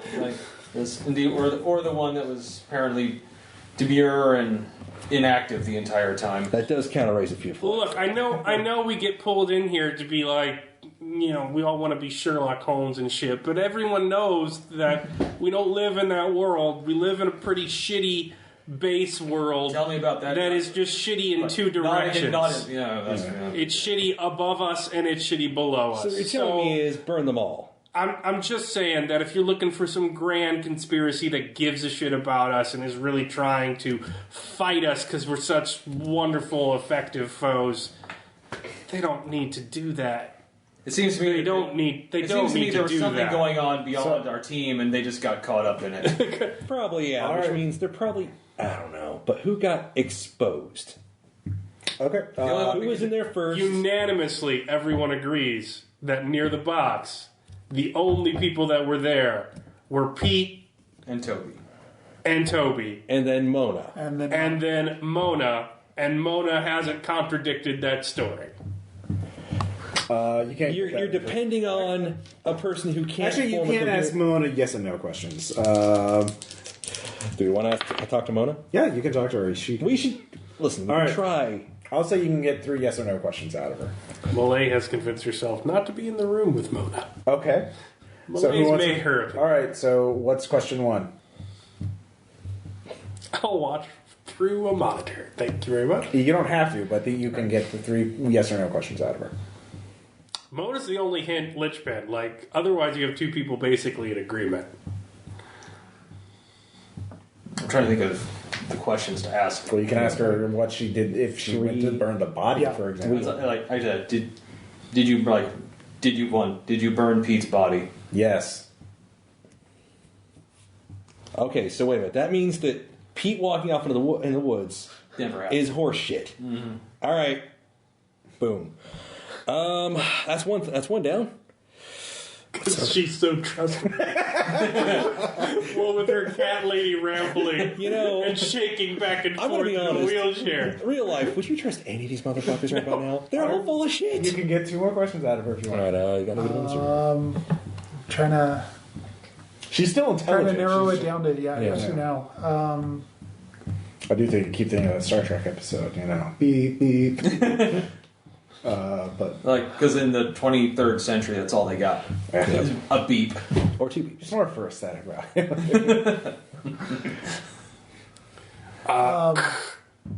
Were you in the temple? Was that going on? I think so. Yes. Okay. She will. Yeah. We know was in the temple. We know that she did in fact burn the body. Wait, so Or shall I even say yes? Everyone in temple. Okay. Yeah. okay. So everybody was in the temple. Should we ask her if she remembers leaving the temple? There we go. No. So what did that prove? All right. So I mean, you can deliberate forever. You can ask questions forever. How do you want to do this as a Malay's vote is Okay. believe Rick and Ginny. believe Rick and Ginny? Of course. So Toby and Mona. But Toby and Mona. Toby needs further interrogation. No, you don't Mona get. should be retired. You don't get further interrogation. They take the follow. Not even like in a deeper, darker hole with Nope. hoses. Interrogation. This is it. Chains. Air quotes. You're it. You're the final interrogation. Yeah. Da da da da. Well, since I'm buying my own story, You son of a bitch. I am. He thinks Toby may or may not be contaminated and it's Delta Green, so may is enough. So kill them both. Kill Toby and Mona. Yeah. I'll just put little tally marks here. Or I'll put a little who votes for who. All right, so that's Caleb votes for Toby and Mona, and then That's one vote, though. So yeah. That's one possibility. There's also it just got fucked up. There's also it's just Mona. There's also it's just Toby. There's also actually Zinchenko's going to be partially stuck in his own memories for a bit, and he'll answer later Okay. because he's going to space out, Jordan. excuse himself for a quote unquote smoke break. Is it was Zinchenko all along an option? No. Because Malay is leaning towards that. I'm actually honestly Jordan. There's no it's too many variables, too many unknowns. I say I don't think any of them can be trusted. All right, you do. So whack everyone. I will say out of character that will be a sand loss. Is that a helplessness or violence? Yes, for your primary Is character. that helplessness or violence? No, don't roll yet because you haven't decided Okay, yet. all right. But that's what If I'm you leaning do that, on. like- I'm leaning, but full Rashomon ending. We never know what happens. Well, We flew to Chicago to execute 4 people. yeah, you're pretty sure if you're even if you there's a very strong possibility you're executing at least one innocent person. So you kill all of them. Yeah. So, But saying that, the only people I'm pretty sure about are, I have to agree with you. so wait, are you voting all of them? No. Oh, so who are you voting? Same with Toby and Okay, the other one. Toby and Mono. Yeah. All right. Person who can't talk and. Well, Toby. Who We is- can't talk. Yeah. Who, Actually, no. Probably better off who's probably Actually, wait, no. better. Having heard that, no. Actually, it is just Toby. just Toby. All right. Wow. Man. All right. All right. Sweet hospital scene. It's like happy retirement. And just to clarify, we don't have to vote anybody to take the fall, right? Nope. Okay. It could just be it's got I all fucked really up. think this is a burn after reading kind of situation. So You what did, Yeah. no. Because What did we learn? I don't know. Yeah, no. It's like he wants 50,000. Because Rick's story is just too convenient, but his and Jenny's hang together, but she's far too much of a mess to be in on anything. Okay. And, I mean, Toby obviously is the best case of confirmation bias I've ever seen. He is the Walter of the group. Okay, so you're voting nobody. Yeah. Right? All right. So right before this, Sinchenko is actually going to look straight at Jordan and say, "So you're telling me this is about to the side, by the way. So you're telling me it's easy to point the finger at a bunch of people who go into a temple that gets bombed and say corrupted, corrupted, corrupted." They went into the temple. Yeah, I know. Sound familiar? More than you know. I was there. I know that. What? Listen. Wait. Oh, this is out of earshot for you guys. Really sorry. They both served on a previous mission. Yeah, so you guys don't know this thing. Malay's just smoking. Yeah. Yeah, you're having actual smoke Smoking breaks. is allowed in this building for some Not, reason. not a quote-unquote smoke break. You So, gotta stand next to the meat hooks, though. listen, It's jangly back there. do you think any one of these There's no asshats clock. could actually All the windows pull are bricked off up. the grand Yeah, scheme? weird. Yeah. You've seen corrupted people. You remember. Any of them act like that? I don't know what a corrupted person acts like. Neither do you. Well, we saw one. Or do you? You did see one. You saw one. Remember Ellis? We fought him. Yeah. None of them come off that way. No, that's a great point. No, Malay had a fantastic point. They're not going to be terribly articulate. Even in a fantastic self-serving fashion, a meek, helpless fashion, and burning a lady who's been traumatized like that's just fucked up. I believe I I didn't say kill her. Right. I don't think any of them really got that corrupted. Pete, I wonder about, but I mean, we've seen bodies come back. Yeah, well, And that was pretty fucked up. yeah, corpses come back. That just happens sometimes. Meh. See, we were both on that same mission. No. So, I mean, I kind of think this is one of those situations where we bury this shit, demand that they never be placed together again, scatter them, and if they're still assets that are usable, they're probably more burner assets than anything else. I've given my opinion. You don't get to determine what happens to them Okay. overall. You just say, should they take the fall for this failed mission? But I mean- I'm saying Toby should, because it's very clear he was the breach of protocol and security. They all breached protocol. Oh, so wait, Toby's either a fuck up or Toby's fucked up? Yeah, either way, it's not great. Listen, That's the wrong reason. Toby's a piece of shit. Fine. I don't trust any of them that much. Neither do I, but he's the only one I can definitely know. for Shinchiko sure. has Nazi sympathies. So- No. So, make your like, live or die, make your choice. Yep. What's your recommendation? By the way, I can't imagine him, so I'm just going to do it anyways. Fuck it. You know, frankly, if the agency doesn't think they can be used, then none of them really seem to come out of this any the wiser. Do they take the fall or not? Burn them all. Burn them all. So that's everyone. All right. Say it coldly, and then just So is that 2 votes? That's definitely 3 votes for Toby. Okay. Everybody but Bill voted for Toby. So Toby's taking the fall. Oh, definitely. You voted for everyone else. So that's 2 votes for Mona, and then 1 vote for Rick and Jenny. So let's see here. So Toby definitely goes down. Toby's going to Siberia. No, Toby's not going to Siberia. Toby's just never being heard from Yeah, again. he's getting the 9 mil retirement plan. Pretty much.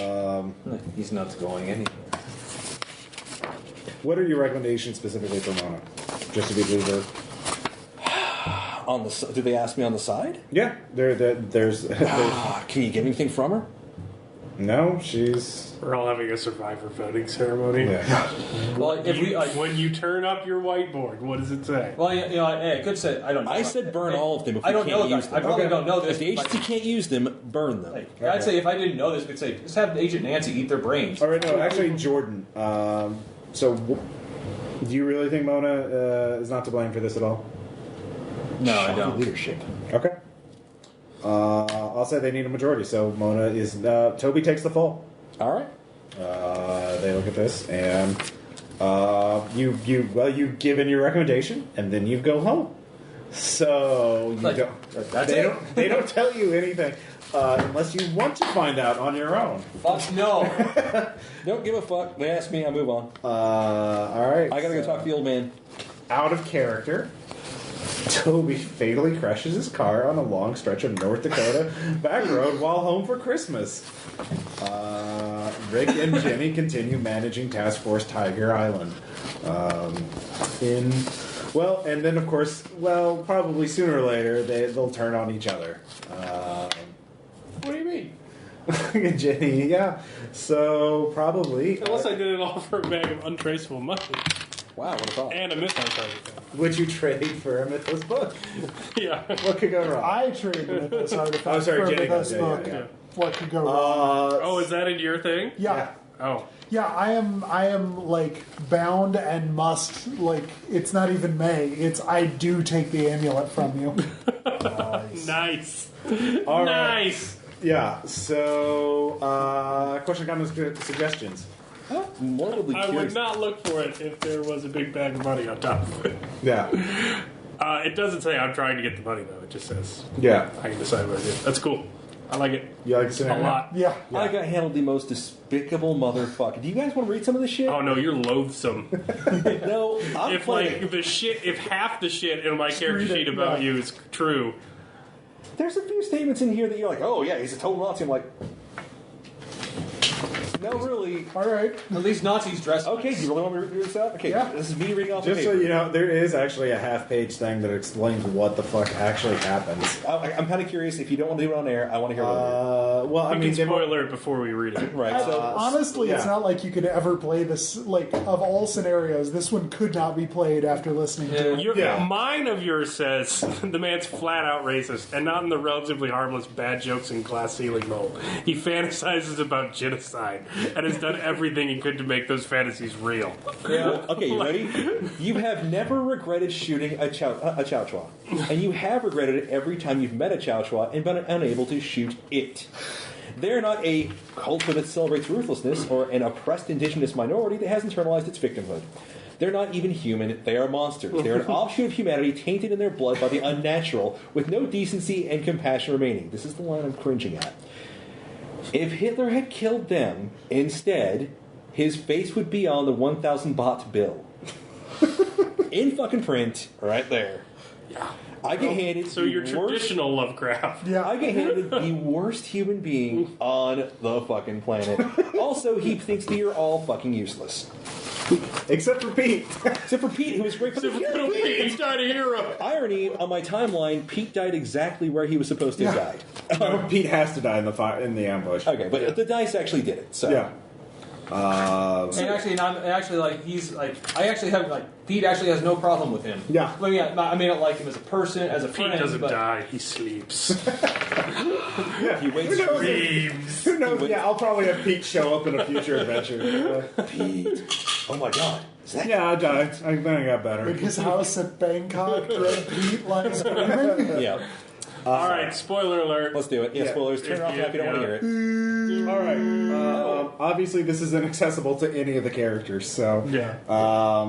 I'm not going to play it again. yeah. Let's see here. The Cho-Cho do have proxy struggles between the various gods that they worship. The Singer in the Skin is an alien / monster / godling that alternately protected and molested Cho-Cho in a Kayan state back when the country was still a British colony. The Cho-Cho succeeded in binding the Singer in the Skin under location TI-20, which is in Shan State, not Kayan State, with the aid of their own patron devil, the Green Giver of Discipline, which had its own motive for suppressing the Singer, and it got away with it, causing the Kayan State Cho-Cho to suffer while the Shan State Cho-Cho prospered. A Kayan Cho-Cho shaman wanted to resurrect the Singer to provide more leverage against the military in Kayan, as well as a threat to hold over the head of his allies in the Karen National Liberation Army. Bogyok, a Burmese army captain and a contact of Mona, got a wind of the shaman's plan and sent a unit to kill him. They killed the priest, but not before the priest unleashed a monster on them. Thankfully, after phasing through the soldier's armored personnel carrier and killing them, it rotated out of three-dimensional space and back to whatever godforsaken alien manifold it came from. The priest's followers were negotiating with the local Cho-Cho for access to location. The priest followers, were negotiating with the local Cho-Cho for access to location TI-20 so they could call up The Singer in the Skin. The Singer in the Skin. Then the Americans showed up and started shooting. Whether the Singer in the Skin woke up or was destroyed when the Burmese Air Force bombed everyone is up to me. So, Definitely was released. So technically speaking, none of us actually literally were in on it. We just done fucked up. yeah, you just Well, depending on what the fuck the Singer in the Skin does now, we might all be in on it. It just hangs out with Pete. it's the Singer in the Pete. Yeah. So basically, it's a very effective. Or the thing opened, we're all just like, oh, we better kill Pete to make it good. We all agree because we're a hive mind now. Yeah.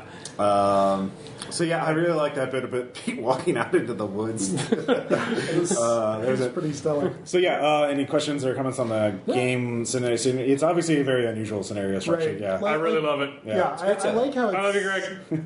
Oh my god, I love you, Greg. Yeah. It's like a couple of mechanical bits short of just being some other game in its own right. Yeah. That just happens to piggyback in Delta Green. Yeah, I think the note a lot of thing, fun. the note card thing of writing things down and then doing that should have come into play earlier. Yeah, everyone say it, and then we have to backpedal. Is way better Yeah. than group interrogation. Yeah. There's a little ambiguity in structuring the various scenes. So I apologize for any awkwardness in that. So all right, cool. Next time I will probably run Fulminate / Project or the Twilight of the Sentinels, which is Dennis Detwiller's scenario, which I did play and we actually posted on Unspeakable, but I want to run it through for the RPPR players. Because For our sins. yeah, for our sins. There's also Observer Effect. I might run that next instead. I haven't decided yet. God, I'm pissed I didn't throw this into God's teeth. Oh, This would have been a great break adventure. oh God, yeah. Because everyone's. Yeah, you're not the only They one. all smell so good. I don't know what to do. Oh my God, that's right. All right, with that happy thought, we'll tell you next time.